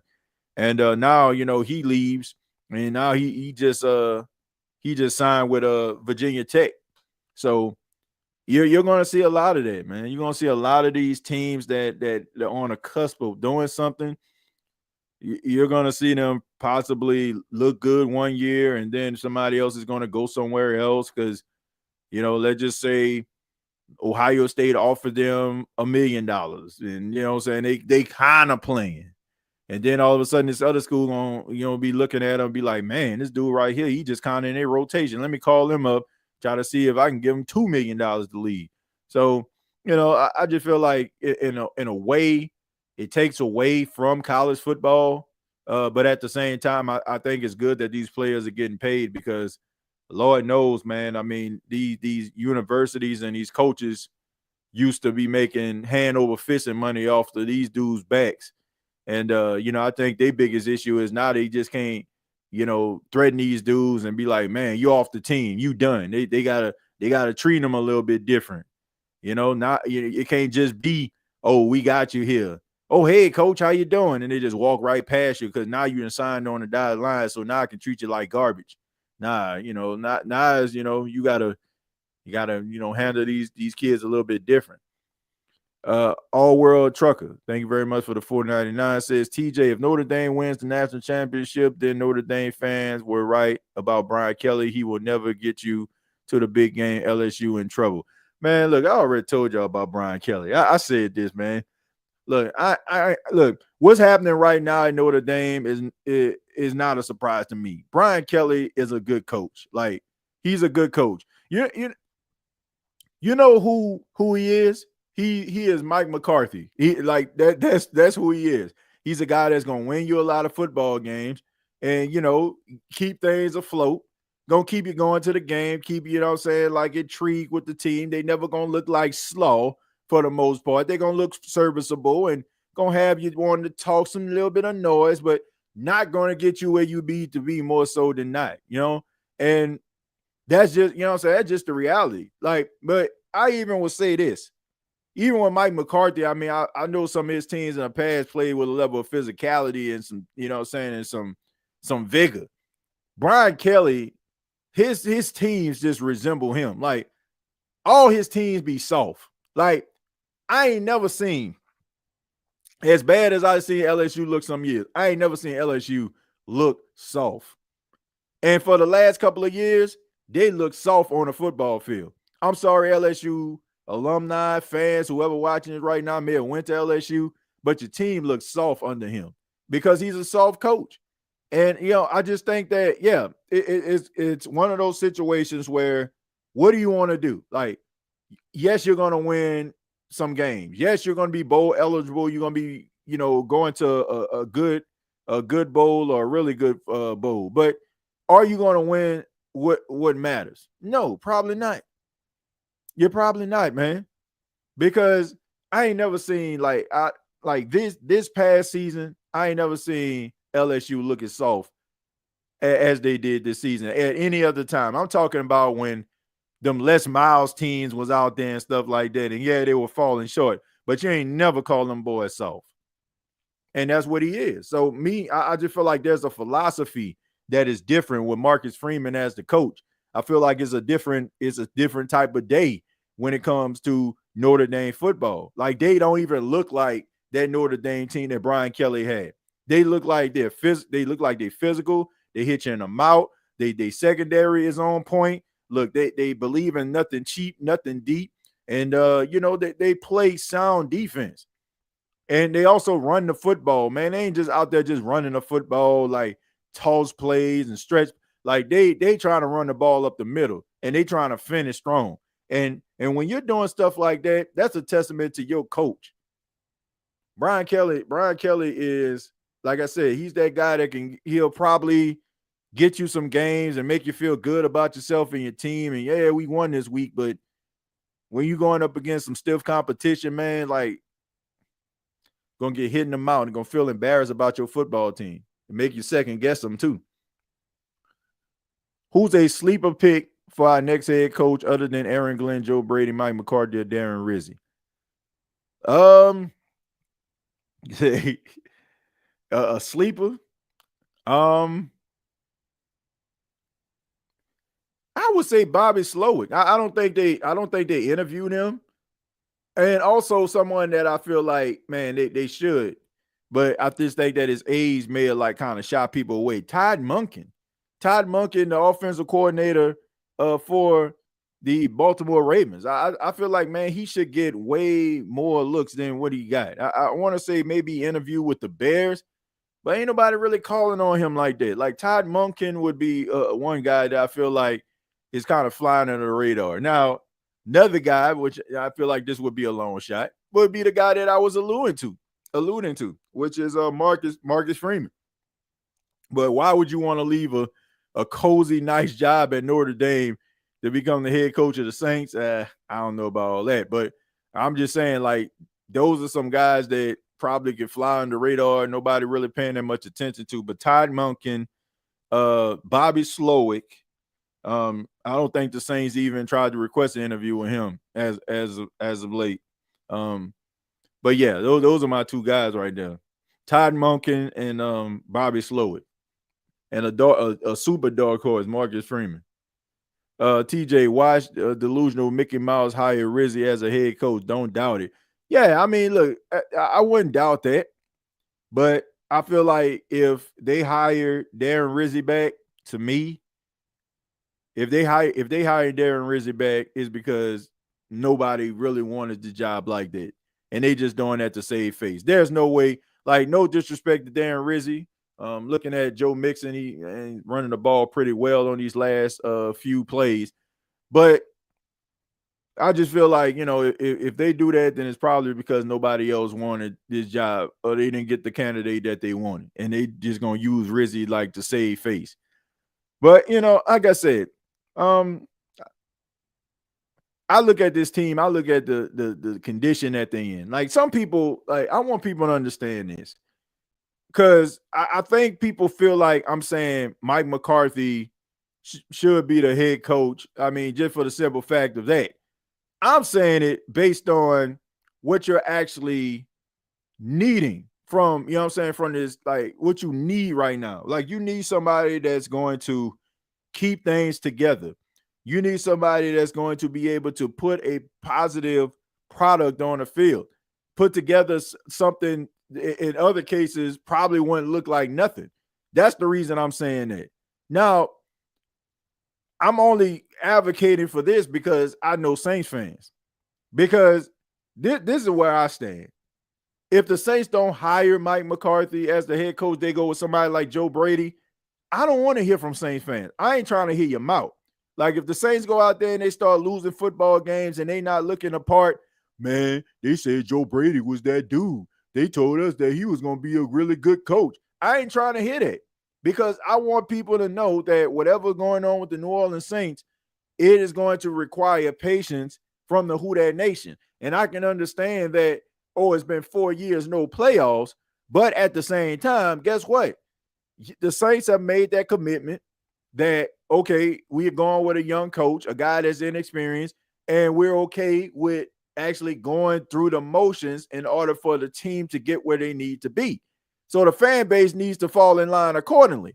That's my stance.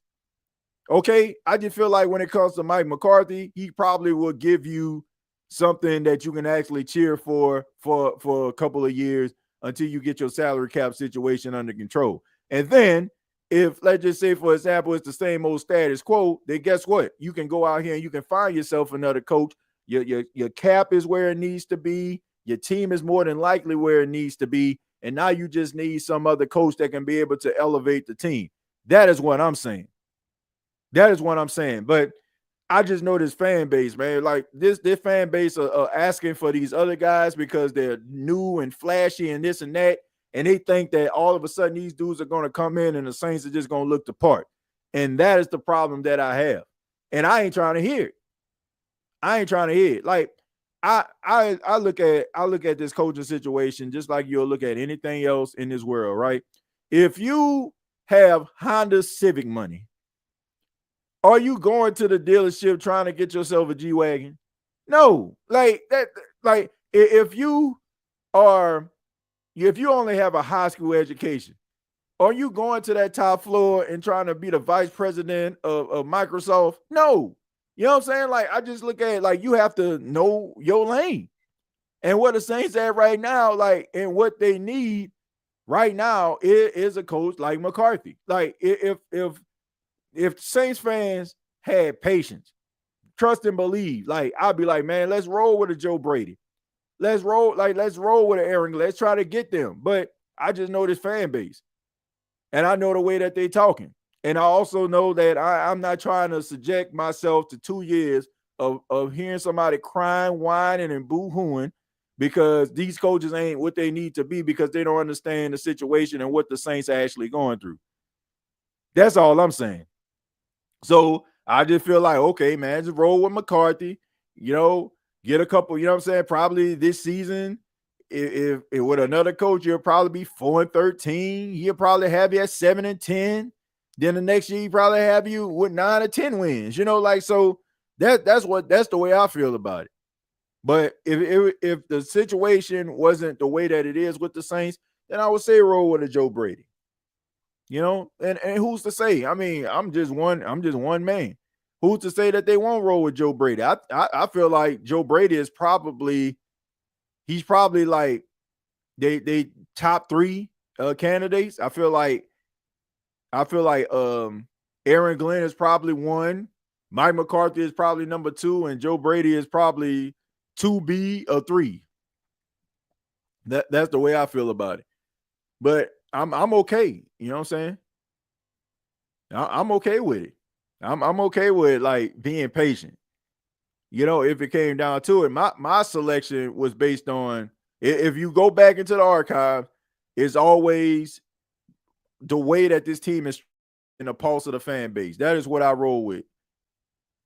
Man, that was good containment right there. Did you get that catch? Oh man, Nico Collins with the catch right there with first down. Okay.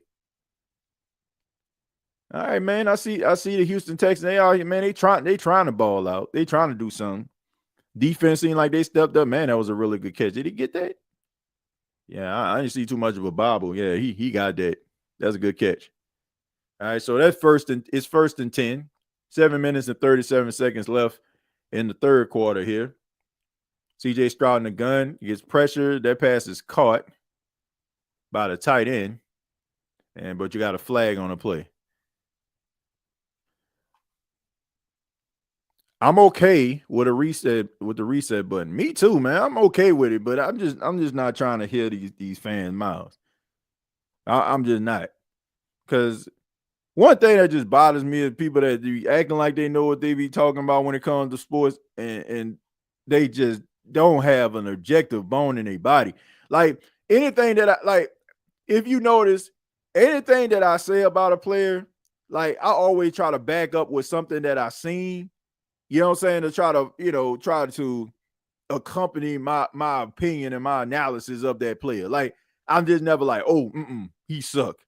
Why he sucked? Because I seen him on that third down pass. He dropped that pass. What? You know what I'm saying? Like, what kind of so? You know how many players drop pass? Like, that's not a deal breaker to me. Oh man, I remember that game where you was getting roasted and toasted. But what about them other games where he played formidable? Like, we take a few instances, and I'm not talking about everybody. Get in where you fit in. We take a few instances and say, oh man, this player sucked. And we just coin this guy. You know, like I'm not trying to do that. Like, I got a tweet that's up right now about Quinn Ewers. I said, and I quote, I said, I wouldn't pick him if he was between my teeth. And people may think it's because of that game that they played, you know what I'm saying, against Ohio State in a bowl game. It is not. It's not because of that. I see what Quinn Ewers is. Quinn Ewers is a Brock Purdy that people just pay attention to. That's what he is. That's who he is.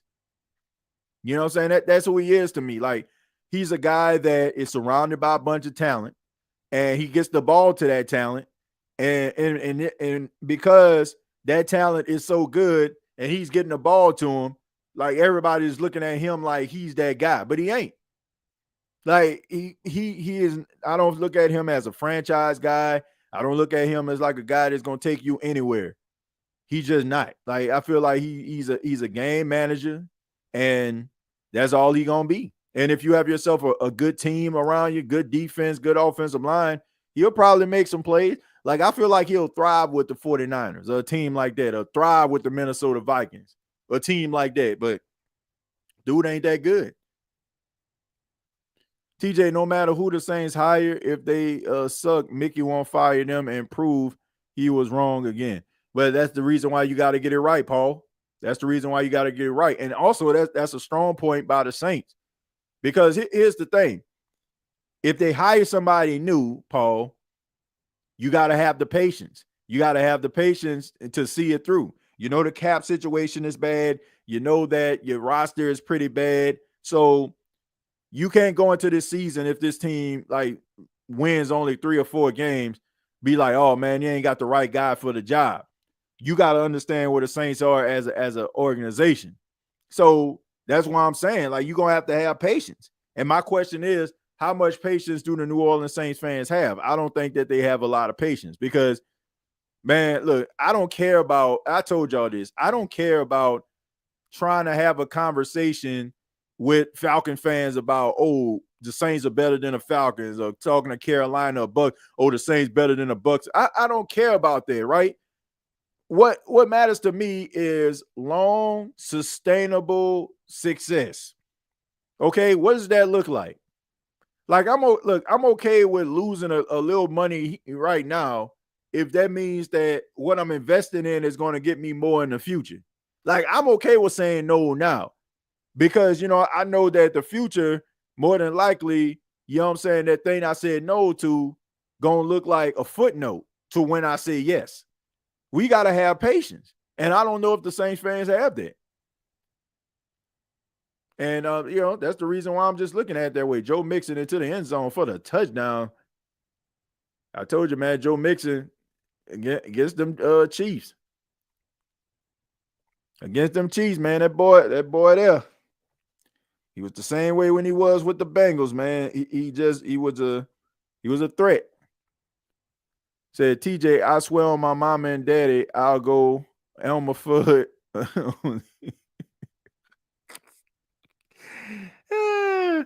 Man, hilarious. Touchdown Texans. Yeah, man. That was look, they ain't going away. I told y'all, man, Kansas City looked the part, but and this dude just shanked the kick. Oh my goodness.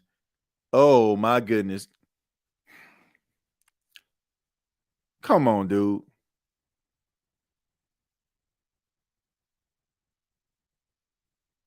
He got the yips. He got him. He got the yips. He got the yips, man. He got him. You missed that field goal. Like, sometimes these pressure kicks, man, get to these kickers. It's almost like with Zane Gonzalez. I hope to goodness that game tonight don't come down to a Zane Gonzalez field goal. I'm telling you, man. That dude last week in that game versus the Bucks, like you about to pass out on the sidelines.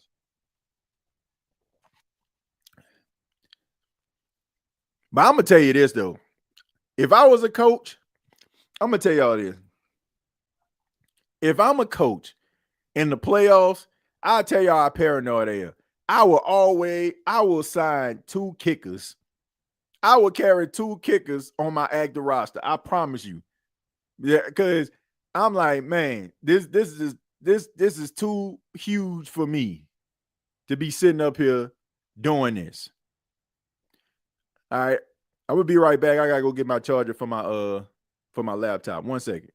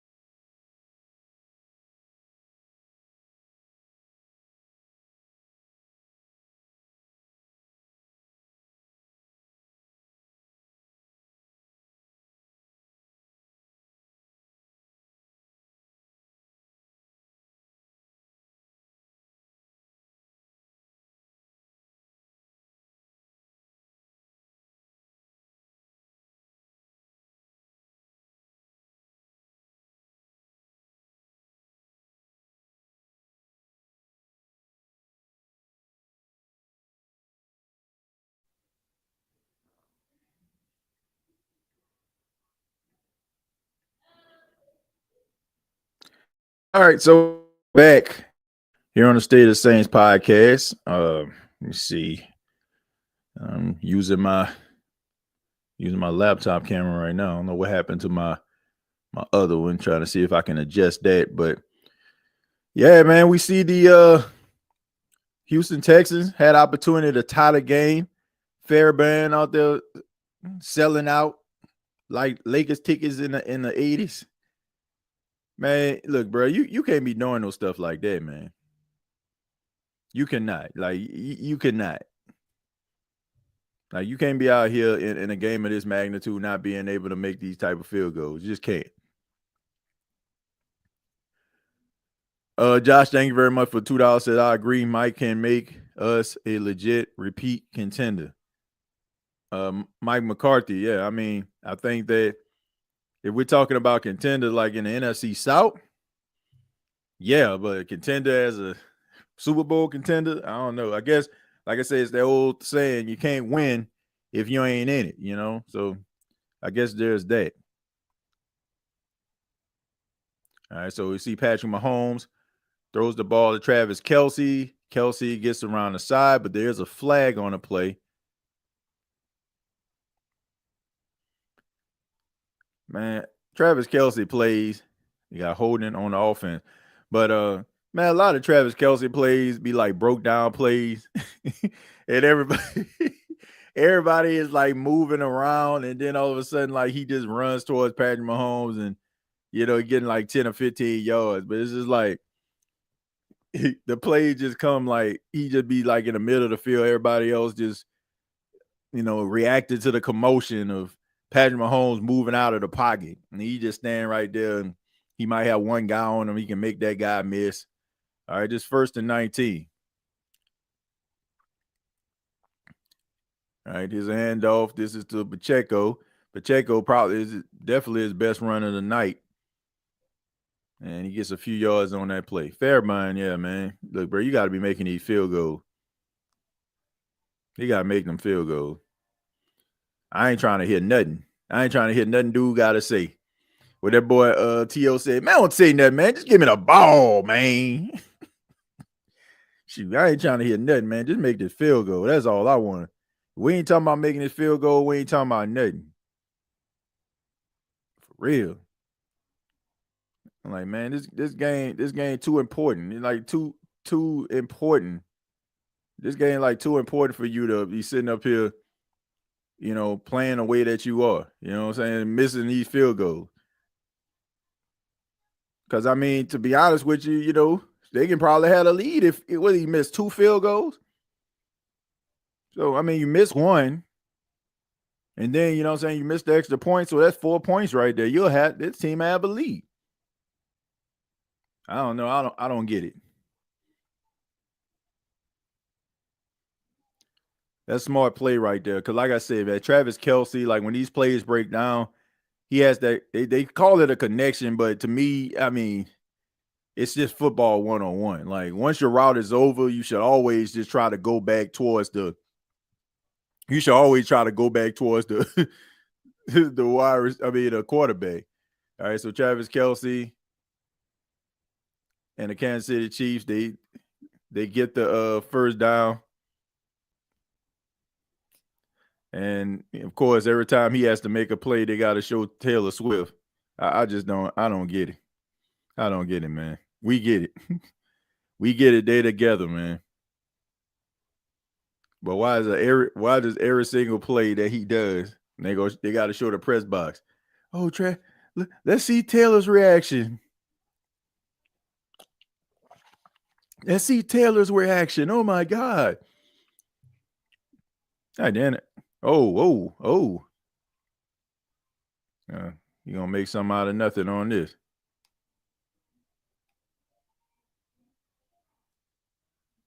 Oh my goodness, man. They need to stop. They need to stop. They need to stop, boy. They need to, man, pick that flag up. The boys need to stop. They need to stop. They need to stop. They need to stop, man. Oh my goodness. No, they ain't just do that, man. Oh my goodness. They didn't even touch dude. Oh my goodness. They didn't even touch him. They ran into each other. Oh my goodness. It should be roughing the safety around this man. They need to stop. They need to stop, bro. They need to stop. This is next level ridiculous right here. Like, you literally can't touch this dude. Like, you literally cannot touch this dude. I mean, come on, man.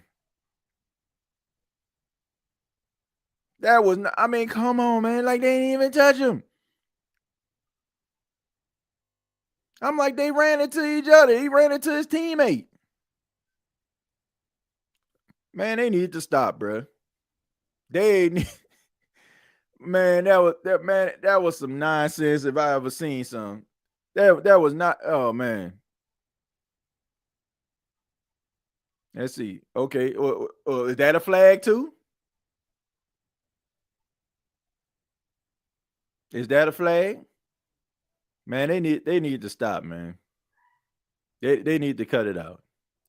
All right, man. So we're gonna go ahead and open up the phone lines, man. What y'all think about this game? Let's go ahead and chime in a little bit, talk a little bit about this game, and also some other topics that y'all have. But I do want to get into a little bit later. I want to talk about Mike Tomlin. Did y'all hear about Mike Tomlin? The Bears actually making a phone call to try to possibly make a trade for Mike Tomlin. Man, I mean, what y'all think about that? I mean, I heard that was a scenario by Saints fans, like maybe like going and getting them. Is that Noah Gray or is that Watson? That's Noah Gray right there. Noah Gray is underrated, man. Noah Gray is underrated. Like, I wouldn't mind Noah Gray like being the tight end for the Saints. I think that dude got talent. All right, we're gonna go to Jerry. Jerry, how you doing, man? What's up, TJ? What's going on, man? Dude, I swear on my mama and my daddy, TJ, these freaking fracking referees will make you cuss, bruh. Every time you turn around, it's a flag on the play on this guy, a flag on the play on that guy. I'm like, Jesus Christ, bruh, come on, man. Give us a break, won't you? That was just bad, man. Like, these last two roughing the passer penalties are just that. Man, I swear, bro. Bro, they didn't even, like, Will Anderson on the first roughing penalty. He didn't even touch him. Second penalty, like, those two guys ran into each other. So I'm like, how is that? Like, to me, I just feel like, man, there's nobody upstairs or in New York that can tell you that. Nah, that wasn't no penalty. They picked the flag up, but that's what I'm saying. Like, that's what I'm saying. I get it. They're a good enough team to win the game. They good enough to win the football game without the referees intervening. But it just seems to me like they just try to do everything that they can to try to keep Patrick Mahomes and the Chiefs around as long as possible. And like I said, man, like that stuff is in the back of your mind. It goes into like your psyche. So if you taking a late hit, right? If you get a late hit, it's like you thinking about, okay, man, if I hit this dude again, like, they gonna call it on me again, and I don't want, like, so they didn't already like messed up your mind to a point where not. Yeah, it's just bad business, man. TJ, I'm sorry, but I can't help but laugh, bro, because this is ridiculous, bro. Yeah, it is ridiculous, bro. I mean, if you sneeze on Mahomes, you get penalized. If you even try to cough, you get penalized. I mean, I don't get it. Like, I don't get it. I'm telling you, I get it, but I get the dude like the face of the league, but it's like, man, y'all take it to like they take it to like the next level, bro. Like, I don't get it. Dude, TJ, I love you like a brother. Shouts out to the chat. I love y'all too. But God help these referees, bro. No. Just imagine what would the NFL be like or college football be like without referees. Think about that. Yeah. Think about that. It would be all. It would be all for one and all and one for all. I swear, bro. I mean, give us a break, won't you? Yeah, they need to do something, man. They need to figure They something out. really need to cut this out, bro. Yeah, they need to figure it out because I mean this ain't it, bro. Man, This ain't it. It bro, makes you it just makes you feel like like they just in favor of the Chiefs and they just want to see these guys just be the winners and be at the top, man. That's just not a good look, man. Not a good look at all. Let me take another example, TJ. Imagine if you give somebody a Superman punch like Roman Reigns, that you get penalized for that. Lord, yeah, I don't know. Like I said, I mean, these teams are too good. You keep on giving them opportunity after opportunity after opportunity to try to, to convert. Like, of course they're gonna do it. Like, I mean, what they at a 4th and 1 right now. I mean, and so I already got first and 10 right now. Yeah, what I'm saying, like, I don't know. Dude, they're just giving the Kansas City Chiefs green lights left and right, up and down, bruh. Yeah, they just give them gives them opportunities to score. It just gives them opportunities to continue to convert. Like even with this drive, I mean, look, at worst, what you kicking a Harrison Buckner field goal? You know what I'm saying? So I don't know, man. Man, I swear to God, TJ, I'm telling you, these referees, and I know everybody agree in the chat, and you too, TJ. Everybody agree when it comes to these out of nowhere flags on the play. I mean, like, where's this flag coming from? Where's that flag coming from? I'm like, really? Yeah. I mean, help us out for a change. I don't know, man. Like I said, I just know. I just know. Bro. I mean, it's like a running joke in the league now. Like everybody knows that these referees are in favor of the Kansas City Chiefs and giving them flags. Like, and these flags are like I said, it's helping them convert like plays. And like I said, at worst, like even if they don't score on this drive, like a touchdown, like you still got 3 points out the deal. So I don't know, man. Like I said, they gotta. I don't know. I don't know if things gonna change. Because like I said, he's like the golden boy of the league. Yes, indeed, bro. Dude. I mean, I don't know. See, David, here we go with another flag. It's probably gonna be on Kansas City this time. Because every time you turn around, it's always on Houston. And so this flag might be on Kansas City. I'll be thinking like I don't know, Jerry. I'll be thinking like sometimes like these flags be thrown because of the point spread, or you know what I'm saying. Like I just be wondering, man. Like are these, is that Kate? They got Caitlin Clark up there with her. Like yeah, man. they got Caitlin Clark up there with Taylor Swift. Oh my goodness! Like I said, man. So you already know there's gonna be some more pressure. Oh, man, you already know they about. Dang, not only you got the Swifties up there, but now you got the Clarksies up there. Yeah, they got the Swifts and Clarks up there. But that's what the NFL want. They want that star power, man. They happy that they dating because that's how it was. Like I remember that time when Kim Kardashian came to the Saints game when she was dating Reggie Bush. They kept on showing like, man, Kim Kardashian, she's in the press box. Or like when Jessica Simpson was dating Tony Romo back in the day, like they just love like that crossover appeal, man. They just love it. But Jerry, you got anything else, man? I got a few more people. No, TJ, I don't have anything else, man. I just want to just to have my little rant on these referees making these crooked calls. Yeah, I mean, that's why people put zebras on in the chat because they know what's about to happen. Right. I mean, bro, you can't help but laugh, TJ. Everybody knows that. Everybody knows that. Even me. Man, I tell you what, I would not be surprised. I don't think it's gonna happen, but it would take a miracle and a blessing in disguise if Houston upset Kansas City, but I don't think that's gonna happen. I mean, look, they have opportunities. I mean, but when you got to face the Kansas City Chiefs and the referees, I mean, it's kind of hard to, kind of win that battle, but I mean, they playing well, man. They playing well enough to win. I mean, Fairbairn out there, he's selling out, but but they playing pretty well, man.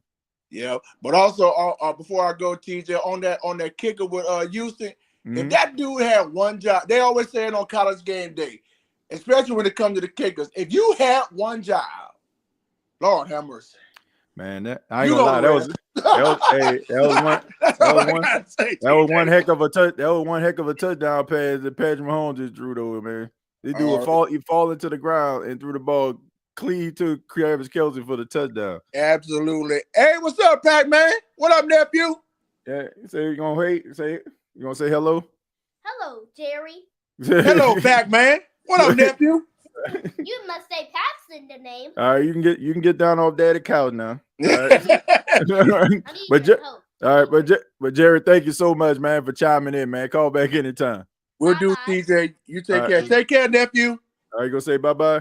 Bye, I already did. Bye-bye, Jerry. Bye, Pac-Man. Good seeing you, buddy. All right. But yeah, man, that was a good pass by Patrick Mahomes, man. All right, give me 1 second. I'm gonna get to you, Cookie Monster and Jordan. Just 1 second.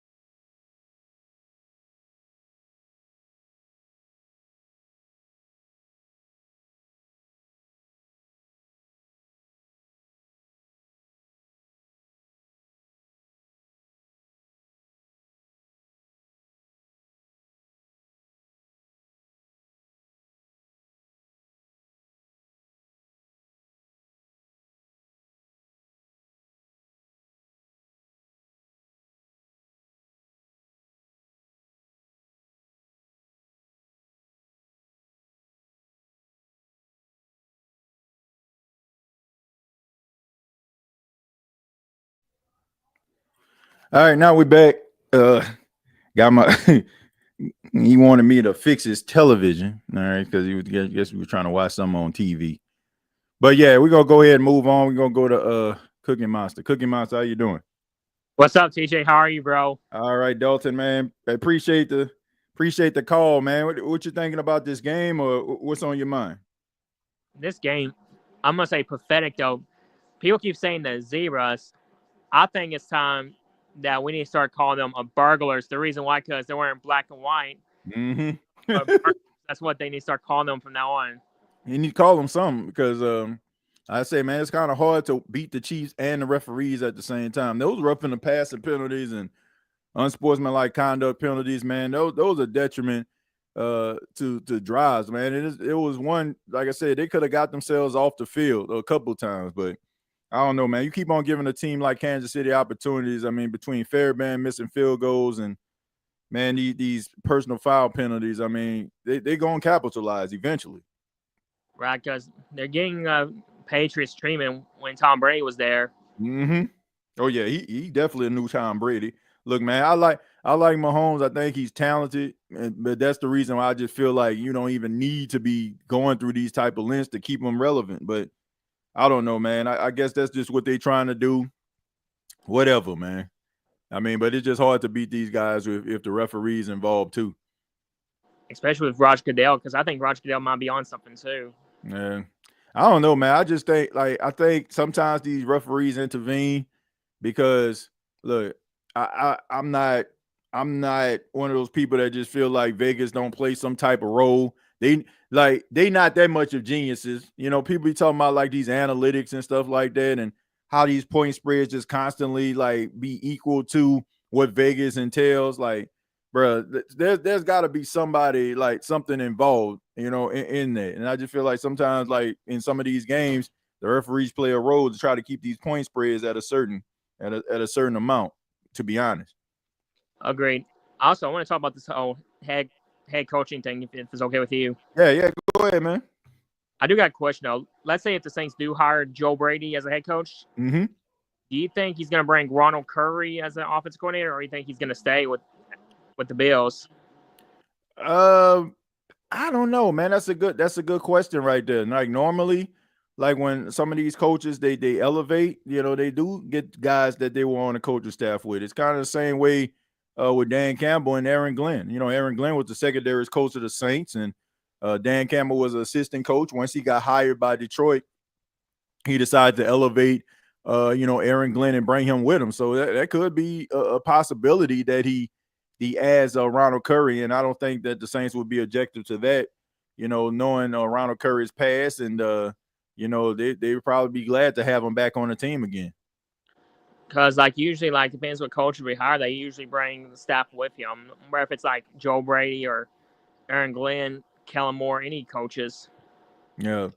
I just think that of course he'll probably be the one calling them. Well, probably he'll be the one calling the plays, but have Ronald Curry back to be able to work with somebody like Spencer Rattler, or maybe like hiring a coach that has that type of experience and helping develop coaches. I think that will be a plus for the New Orleans Saints.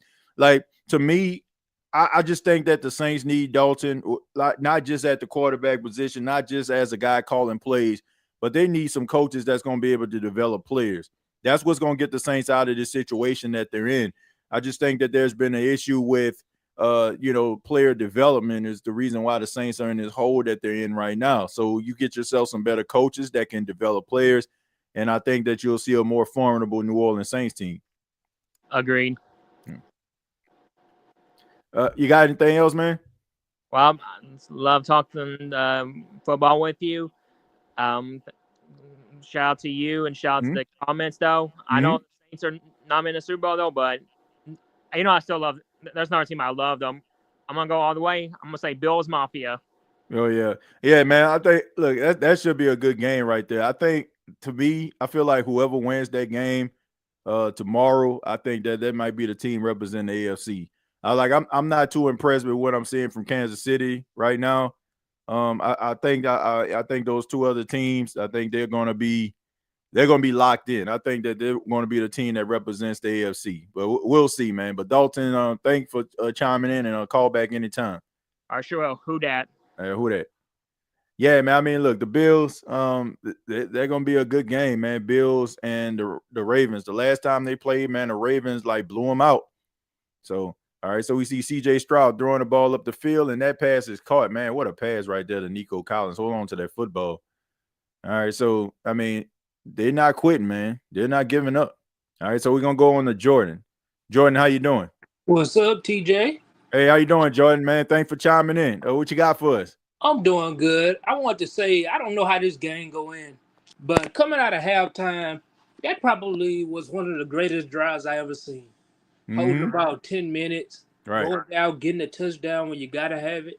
Yeah. So I got to give a shout out to CJ and the coach over there for the Texans. Yeah, D'Amico Ryans. Yeah, man. I mean, they're doing a good job, Jordan. I mean, they stand lock and step with them.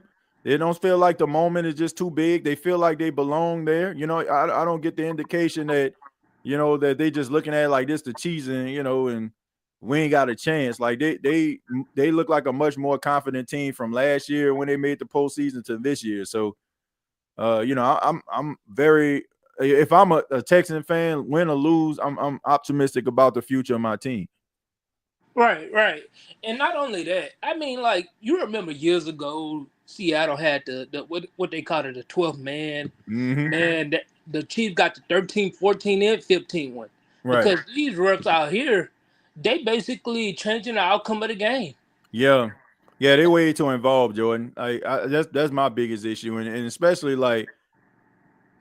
oh, I thought he caught that. I thought he caught that too. I thought he caught that. I was gonna say, ooh. he gave him a chance though, but let me see. Yeah, he had a chance. Oh man, look, Justin Jefferson would have caught that. Oh yeah. But man, they definitely be changing the outcome of the game, man. When you're so heavily involved in the game, those flags, man, those are drive killers. Like some people feel like oh, they get back to it, get dialed in, man. Football is an emotional game, man. And when you start to like do plays like that, man, you start making guys second guess. Man, that bad claim free on that blitz. My goodness. Oh man, this was a horrible 3 plays for them. Oh man. They should have ran the ball or something at least one time. Man, he went out there sending a blitz.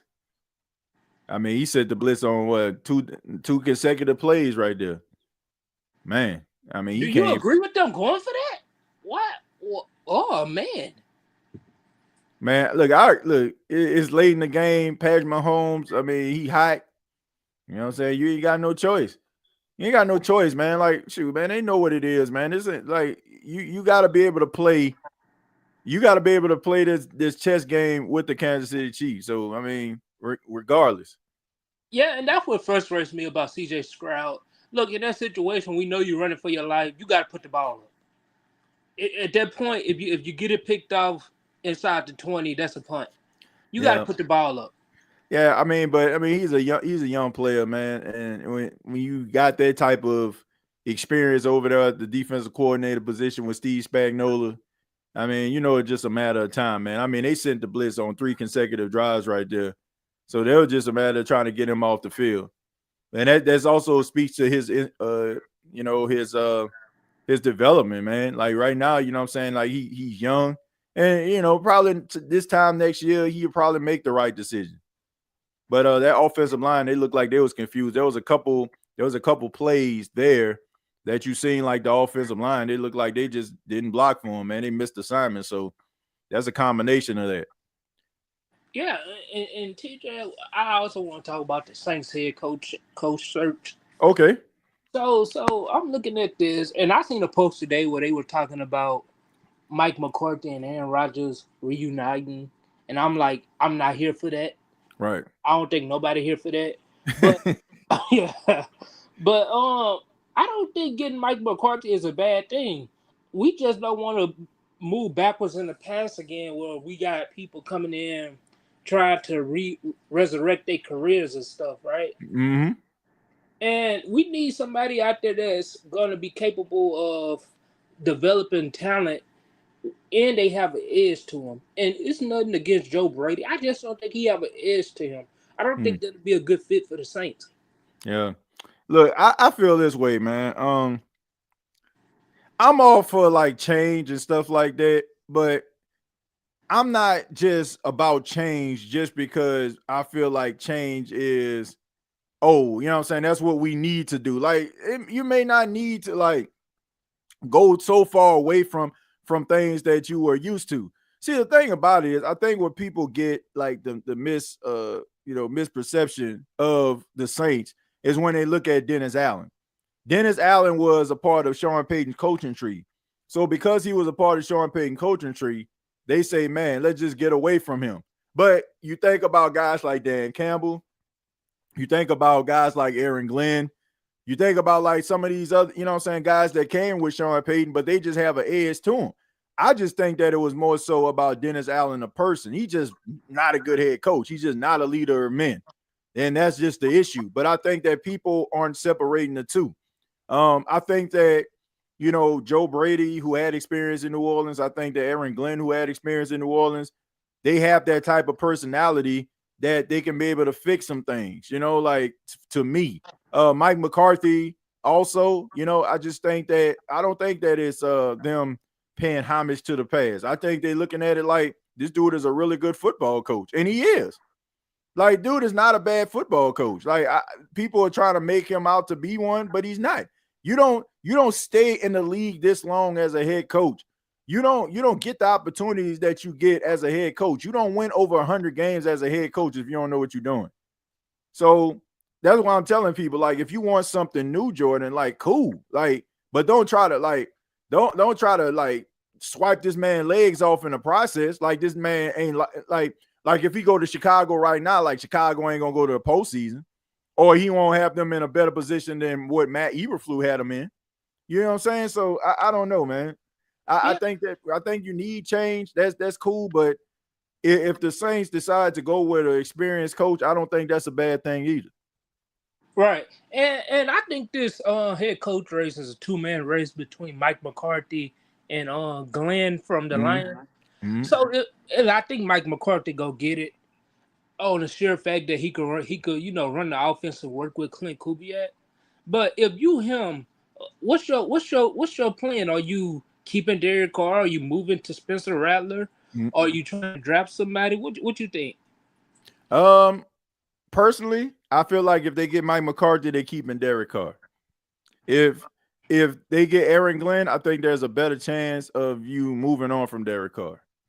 Like that's the way I look at it, because I feel like the Saints are going to look at Mike McCarthy's track record with his how he has helped develop quarterbacks, and they're going to feel like, man, we can keep Derek Carr around and he'll be serviceable because Mike McCarthy is the coach.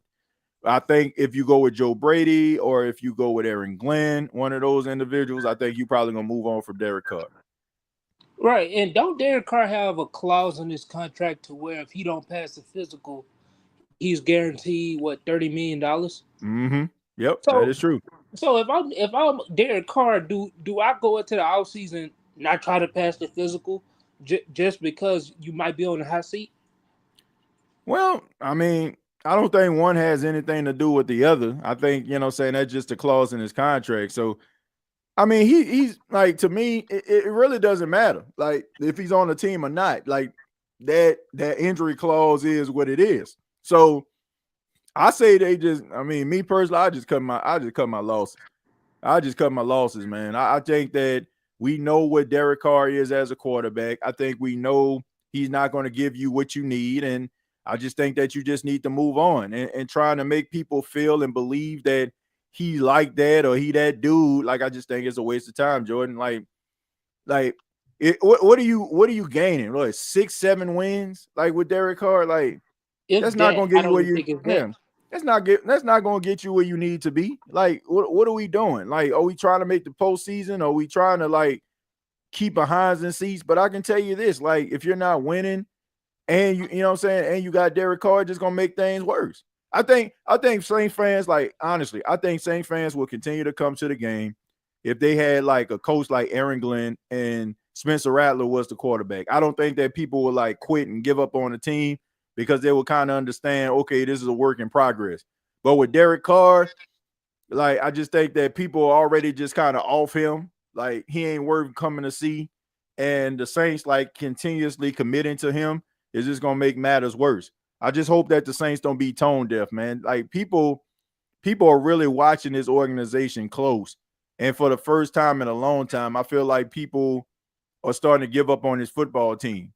And the Saints better be very, very careful with the decisions they make this offseason. Right, and I also say Derek Carr, he don't fit New Orleans, right? Mm. When you're talking about fitting New Orleans, you're talking like, say for instance, going back to Drew Brees, he gets hurt. They tell him he's never going to throw a football again. He makes the biggest comeback in to me in football history as a quarterback, Mm. and he win a Super Bowl. With Derek Carr, you don't have none of that. He has no connection to the city. Mm. And that's why when you get a Spencer Rattler, you have so many people more energized, just happy to have something that's ours, right? Mm-hmm. And I think that's a big issue too. I think if more people could relate to him, he could relate to New Orleans, it would have been easier. But I don't think he relates to the city that well. He Yeah. wants to. Yeah, I think he does, man, but I don't know, man. I just look at Derek Carr. I think Derek Carr is a good person, but I also think that Derek Carr is a try-hard. Like, Derek Carr is the type of person, like, if he knows one person don't like him, he'll try to go out his way to try to make that one person happy. Like, not just chunking it up to like you can't make everybody happy. And I think he tries to do and say all the right things, but at the same time, like, I just think that um I just think that it just comes off disingenuous. You know what I'm saying? Like, he may be being honest, but it just comes off like he just telling people what they want to hear. And I just don't think that it's just the right thing. I think the way that he was advertised and brought in, he has a wife and has, four children, just like Drew Brees did. And they were trying to make it seem like, oh, he was the second coming of Drew Brees, and he was not. You know what I'm saying? And, and I also just feel like, the Saints just they put him up there on that pedestal, and it just kind of rubbed Saints fans the wrong way. And he wasn't Drew Brees, and he wasn't even close. And I just think that I think the damage is done. I don't think there's anything that Derek Carr can do. I'm talking about including going to the playoffs that will change the Saints fans' minds about him. They just didn't accept him. And then it's also what he represents too, Jordan. I mean, he represents Dennis Allen, like a moment in Saints history where Saints fans want to forget. And how do you forget that, man? You scrub it completely. Like, and he's just that guy, for better or for worse. That's just who he is.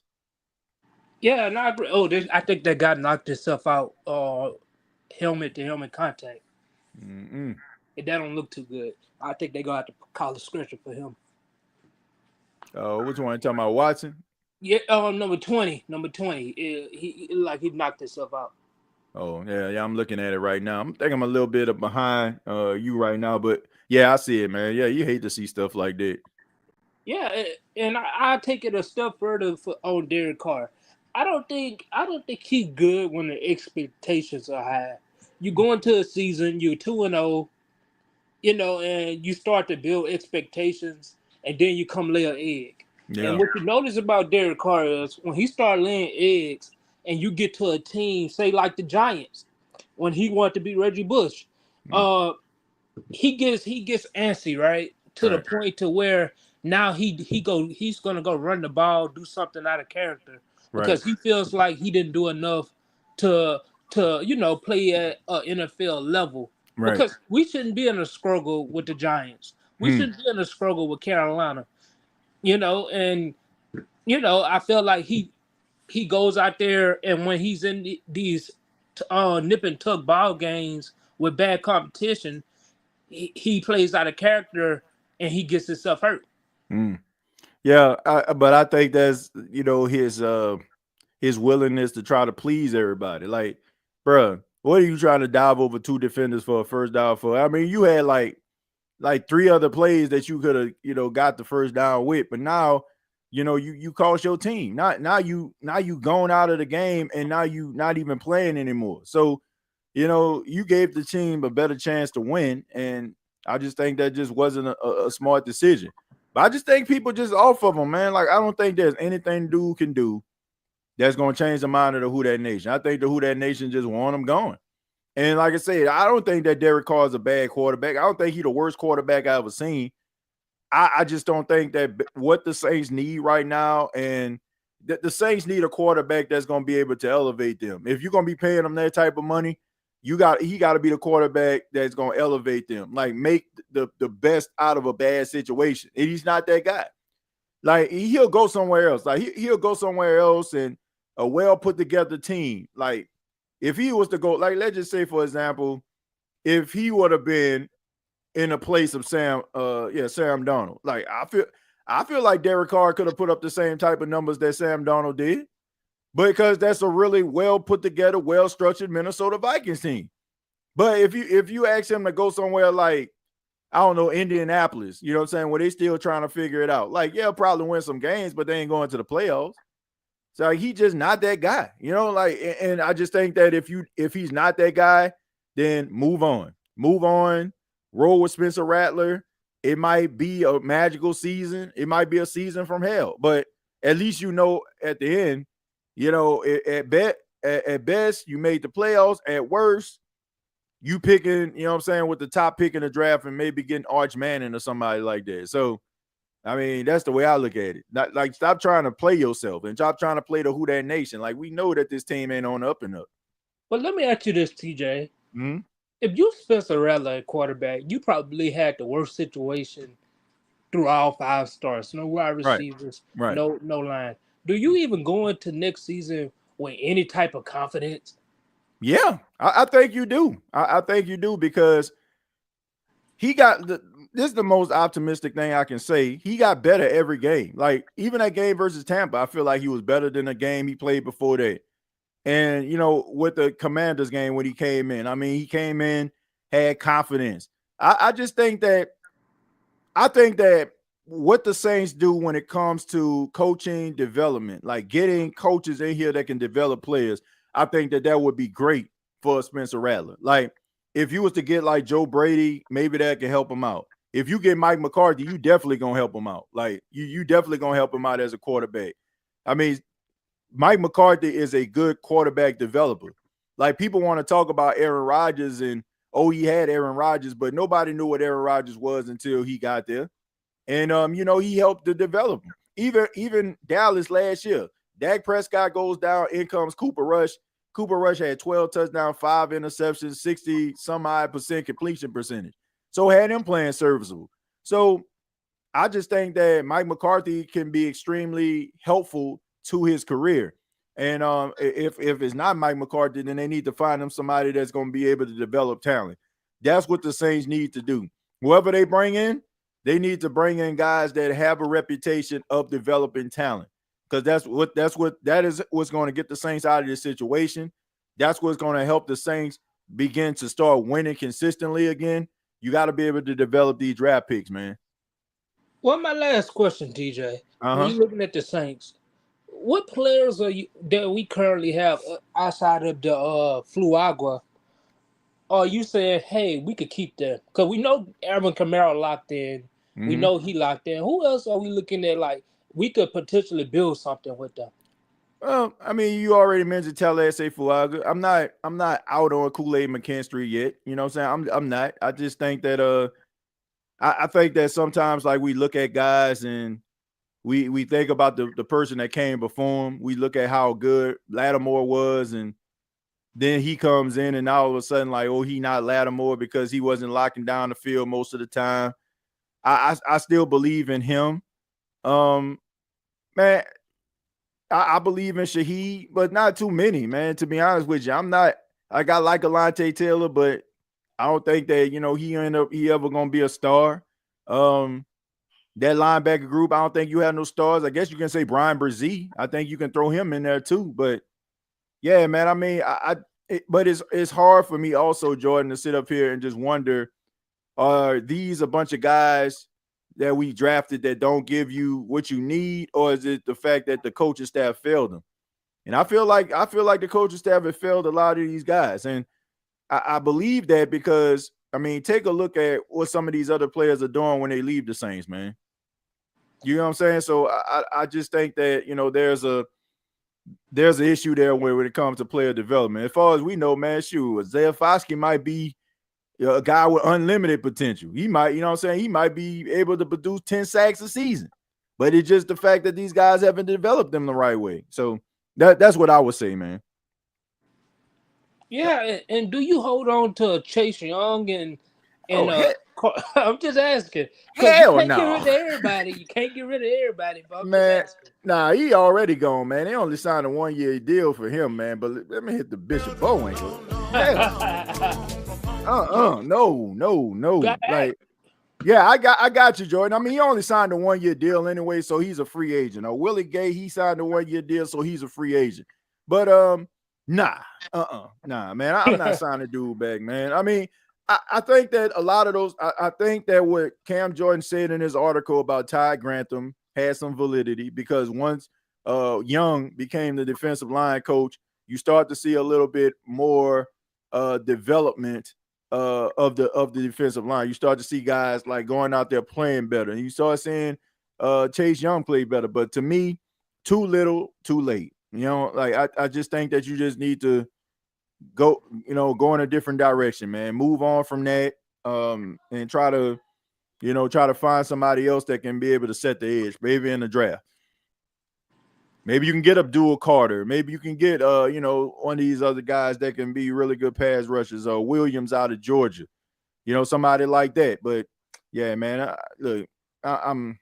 you need to start building through the draft, man. So you're not going to get it through free agent. You can probably add a free agent or two, but that's not going to get you where you need to be, man. You need to start with the draft. But Jordan, thank you so much, man. Appreciate the phone call, man. All right, appreciate it. All right, take care. Yeah, man, I understand what Jordan was saying, man. I mean, it was a great point, about possibly bringing back Chase Young, but I gotta hit the hell now with that one, man. Like, I just think that man, dude took too many plays off of me. And you expected more out of him. I think that people were extremely optimistic about him, but bro, I ain't seen no dog in him that much, man. I seen some plays and I seen some athleticism, but you know who he reminds me of? Saints fans, some of y'all probably remember this guy. Darren Howard. That's who he reminds me of. Yeah, Darren Howard played for the Saints. I mean, he made some plays, but never really lived up to that potential that the Saints, when they drafted him, in the first round, like that. That's who Chase Young remind me of. Remind me of Darren Howard. He was supposed to be like that freakishly athletic defensive end, and but never really, panned out and became what the Saints needed him to be. That's who he remind me of. We were a good special teams player away from losing to the Giants. Yep. Released the entire defense and hired the LSU defense players. Released the entire defense and hired the LSU man. You trying to you want everybody in that NFL to score on it, man. The LSU defense was terrible. Especially that secondary, boy. Them boys couldn't catch man. Them boys couldn't stop traffic with a stop sign. Smoked like brisket, burnt like a biscuit. We must be talking about that Jordan Jefferson defense that he had, when he was the quarterback. Like, yeah, you got that defense. Like, okay, with Morris Claiborne in them, okay. Now you got some, but nah, man, them boys' defense was horrible. I mean, them boys couldn't stop nothing. Them boys couldn't stop a cab in New York. Let's see. We got a long way to go getting a new coach and quarterback or a start. I agree, man. I'm I'm over it, man. I'm over it. I think they definitely need something else. But once again, this is the State of the Saints podcast watch along. We are watching the Kansas City Chiefs versus the Houston Texans, and this game is looking like it's pretty much over. I mean, you still got 4 minutes and 38 seconds left, 23-12.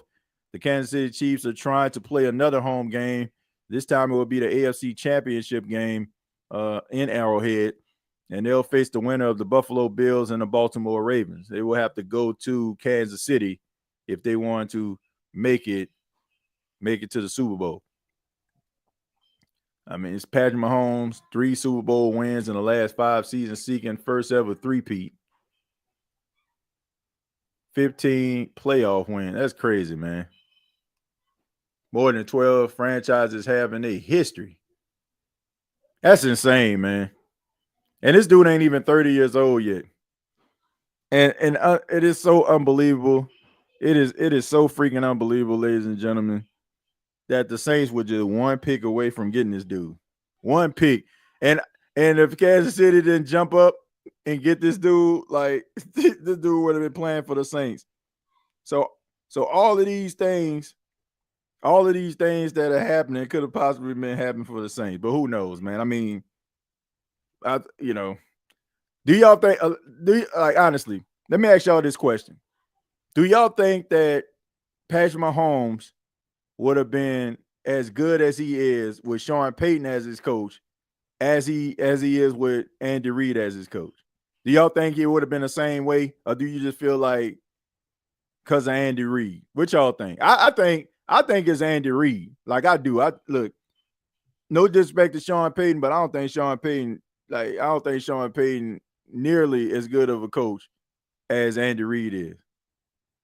I think you gotta look at Andy Reid's track record. Like Andy Reid had Philadelphia in NFC Championship every single year. Andy Reid was responsible for Michael Vick resurgent in the NFL after he had his jail sentence. He got Kevin Cobb paid. He got Donovan McNabb looking like something. He had Alex Smith in the playoffs. I honestly don't think that Patrick Mahomes would have been as good and looked at as great as he is if it wasn't for Andy Reid. Like, I think that the Saints probably would have had like one more Super Bowl, maybe. Probably one more Super Bowl, maybe, but I don't think that he would be sitting up here with 3 Super Bowls in 5 seasons, and nah, I don't see that happening. I think Andy Reid had a lot to do with that. Like, I mean, like, do y'all think? I think he probably would have won. And me personally, I feel like he probably would have had 1 Super Bowl. Probably the Saints probably would have had 2 Super Bowls in their history with Patrick Mahomes. Like that. I mean, I just think Andy Reid is just that good. Darren Howard was okay, and he was balling with Philly. He was a 2nd round pick. He was the first pick after the Ricky Williams trade. We didn't have a first. Yeah, that's right. Thank you, Fremont. I appreciate that. Yeah, yeah, you're right about that. But yeah, man, I know he was like it was an early pick. But yeah, man, he was a talented guy. Yeah, he was a really talented player, man, back in the day. But but he never really lived up to that he never really lived up to what the Saints wanted him to be.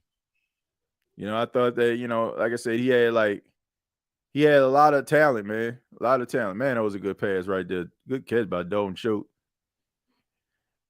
But yeah, I mean, yeah, Darren Howard. I don't know why. I feel like he was just a first. I thought he was a first round. I knew he was I knew he was an early first round pick.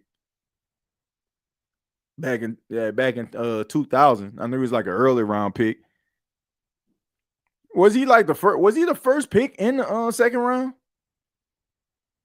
I think he may have been the first pick in the 2nd round. If I'm not mistaken, I think he might have been. Yeah, I think he may have been like the first pick in the 2nd round. Let's see. I want the Saints to pick Aaron Glenn, and I'm watching the Kansas City game. Well, I'm definitely going to be watching the Detroit Lions Washington Commanders game that's going to be coming on after this. That should be an exciting game to watch. Watching some young talent out there go out there and shine. They're saying that he didn't catch it. Let me see. 1. Nah, he didn't catch that. He didn't catch. He didn't catch. That's incomplete.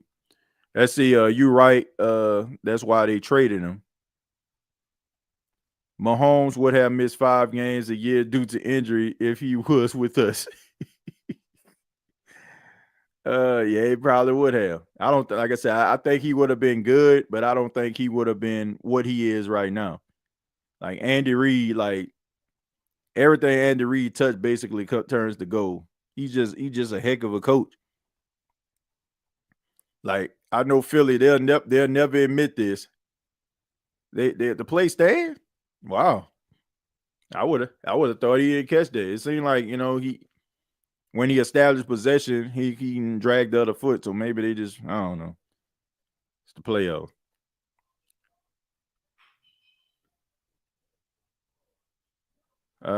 Let's see. It said play stands.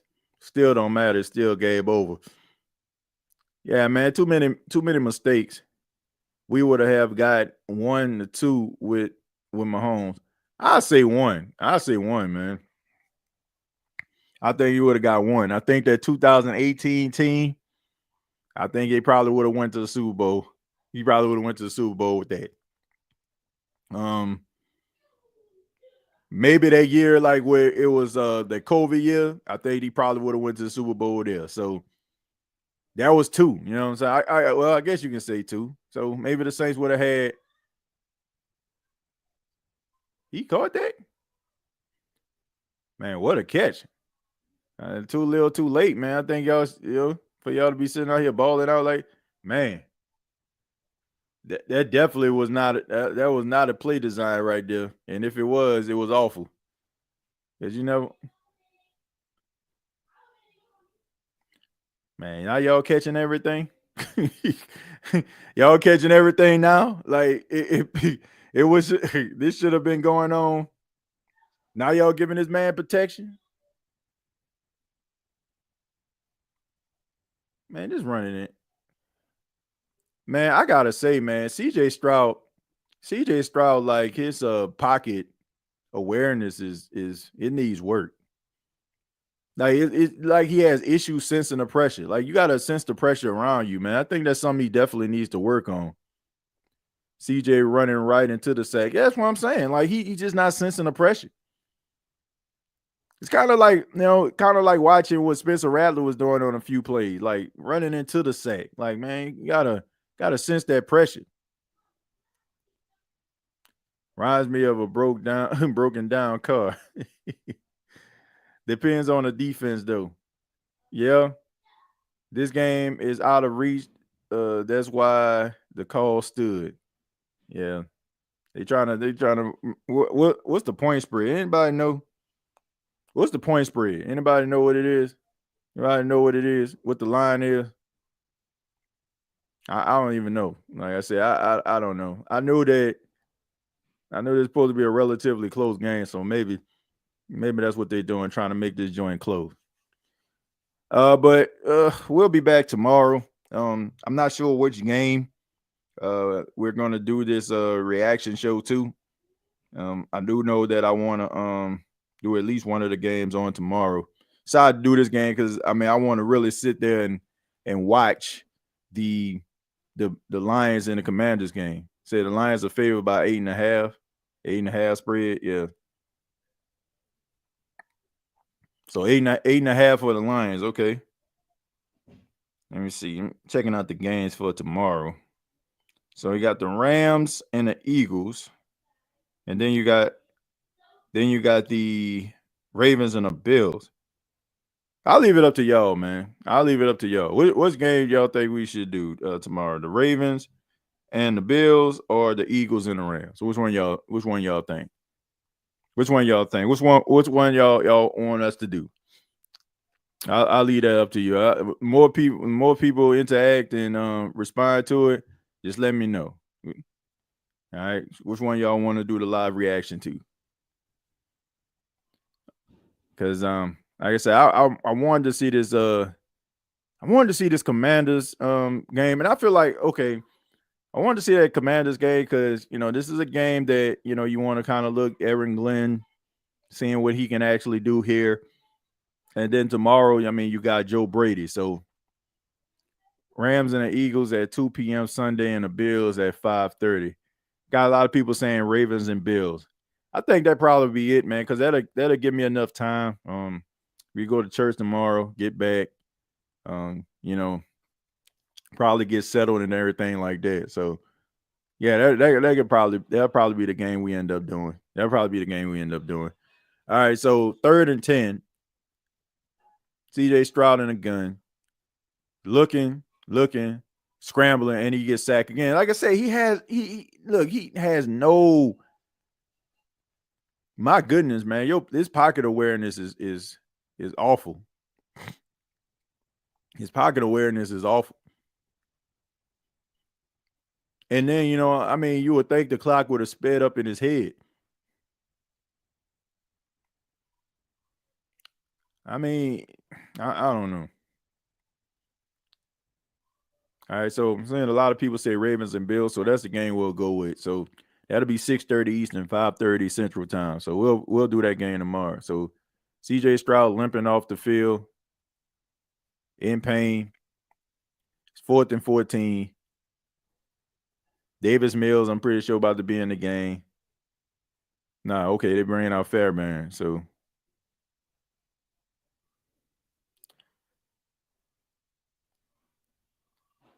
let's see what we got here.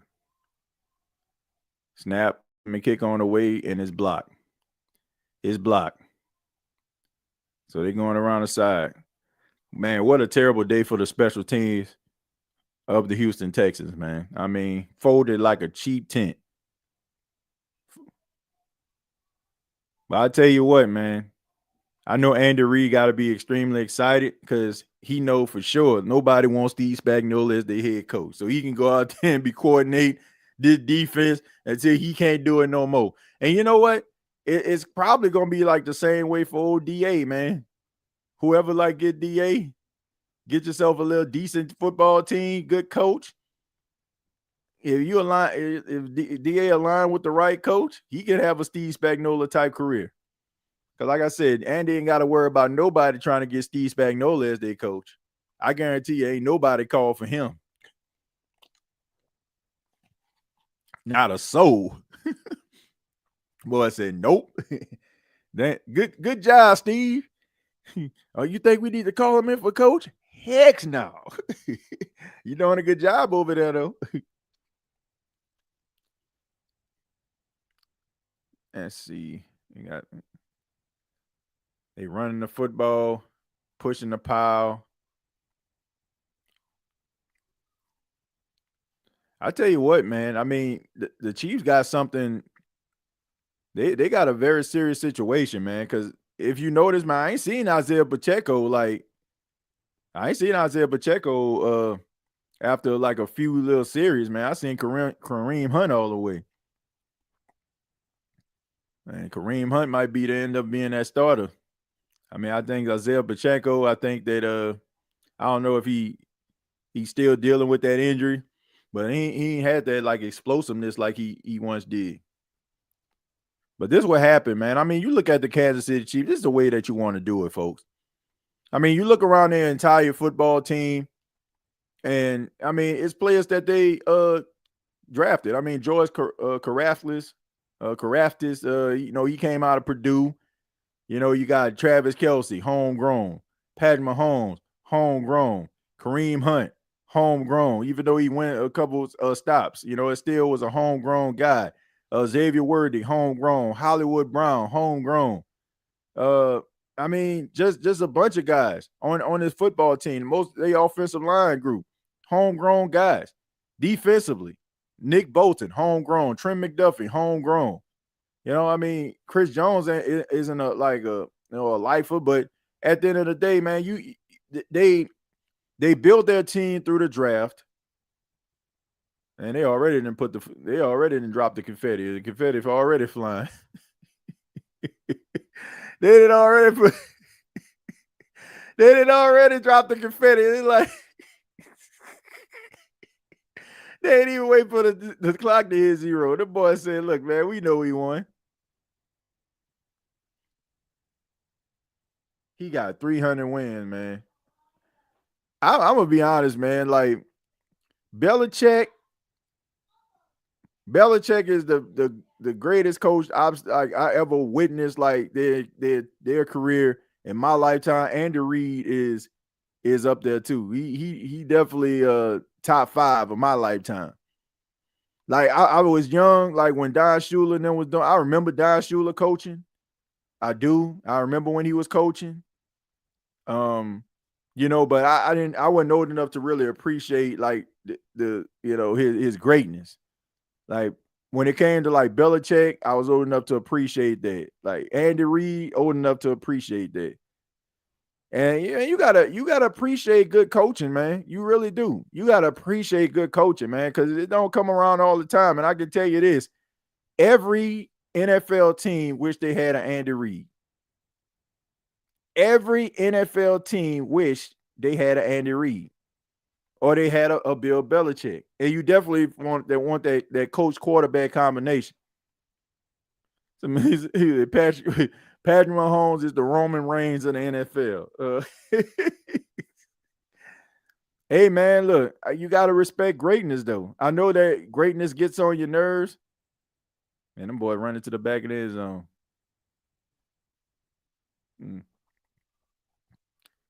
And boy said, we'll give you 2 points. Man, Andy Reid said Andy Reid is better than Belichick. I mean, you can make an argument. Like the thing that keeps Bill Belichick at the top is all those Super Bowl wins. But I mean, you had Tom Brady. But when it comes to like, I will say this. This is why this is an argument. Because Andy Reid has always been a great coach. Like even when he was with Philly, he was a great coach. They went to the NFC Championship game 5 consecutive times. Like he went to the Super Bowl with them. They lost to the Patriots. But everywhere he's been, he's elevated talent, and he's basically dominated. They dominated the East for the most part. They dominated the NFC East when he was there. And like I said, everywhere he goes, wins come with it. So I could understand why people would say that. But, it's hard to like go against a guy who was instrumental in bringing 6 Super Bowls to one particular franchise. But these two individuals right here, Reid and Mahomes, I mean, man, Andy Reid can coach another 5 to 10 years. He really can. Like, because Patrick Mahomes, I want to say Patrick Mahomes, maybe what, 28? Maybe 28 years old. Like, man, this dude, like, he ain't even like really reached his full prime yet. He still like, wait, 29? He 29. He'll be 30 in September. 29 years old, man. This man already been to the Super Bowl, what, 4 times? I mean, and CJ Stroud get lifted off the field, but he coming back out there, showing that warrior spirit. I mean, I don't know what y'all gonna do. I don't know what y'all gonna do, but I mean, 7 seconds left.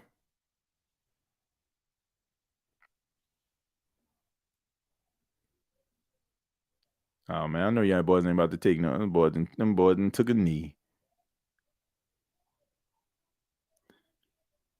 Man. And it's over. And the Kansas City Chiefs will move on to the AFC Championship game once again. And I don't know how many times. Like when I can't remember last time the Chiefs went 7 straight AFC Championship. 7. That is insane, bro. That is in 7 straight AFC Championship games, bro. Wow. 7 straight AFC Championship games. Unreal. Man, you know how much winning you got to do to go to 7 straight AFC bruh. That is insane. I look. We talk about these referees all day and night. 7 straight AFC Championship games. I don't think Tom Brady ever did that. Like how many consecutive AFC Championship games have Brady been to? I don't know. Like you say, we talk about these referees, but 7 straight AFC Championship games, man. That's freaking insane. That is insane. But they get the victory 23-14 over the Houston Texans. The Houston Texans yet again lose in the divisional round of the postseason. They lost last year to Baltimore. This time they lose to the Kansas City Chiefs. And I can tell you this right now. Okay, you want to continue to win, but you can talk about them not having Tank Dell. You can talk about them not having Stephon Diggs.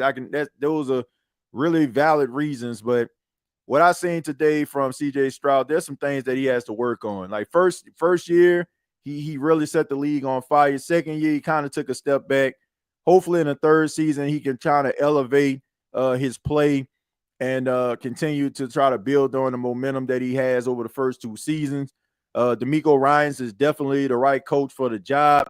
I do feel like, once you get, another wide receiver, maybe Tank Dell, I know it's going to be a process. I mean, he tore his ACL, his MCL, and his LCL, man. And he had to get another surgery, to try to fix that. So we don't know the status of his career, let alone like what his season is going to look like next year. But if they can probably draft themselves another wide receiver or something like that to help out CJ Stroud, I think that would be a plus. I think they got the right quarterback. I think they got the right coach. All right. But I want to say thank you all for checking out this watch along edition of the State of the Saints podcast. I do want to mention before I go about Mike Tomlin and the Chicago Bears. Apparently, the Bears tried to reach out to the Pittsburgh Steelers about Mike Tomlin making a trade for him. I thought that was pretty intriguing. Although the Pittsburgh Steelers didn't even allow that to even reach Mike Tomlin.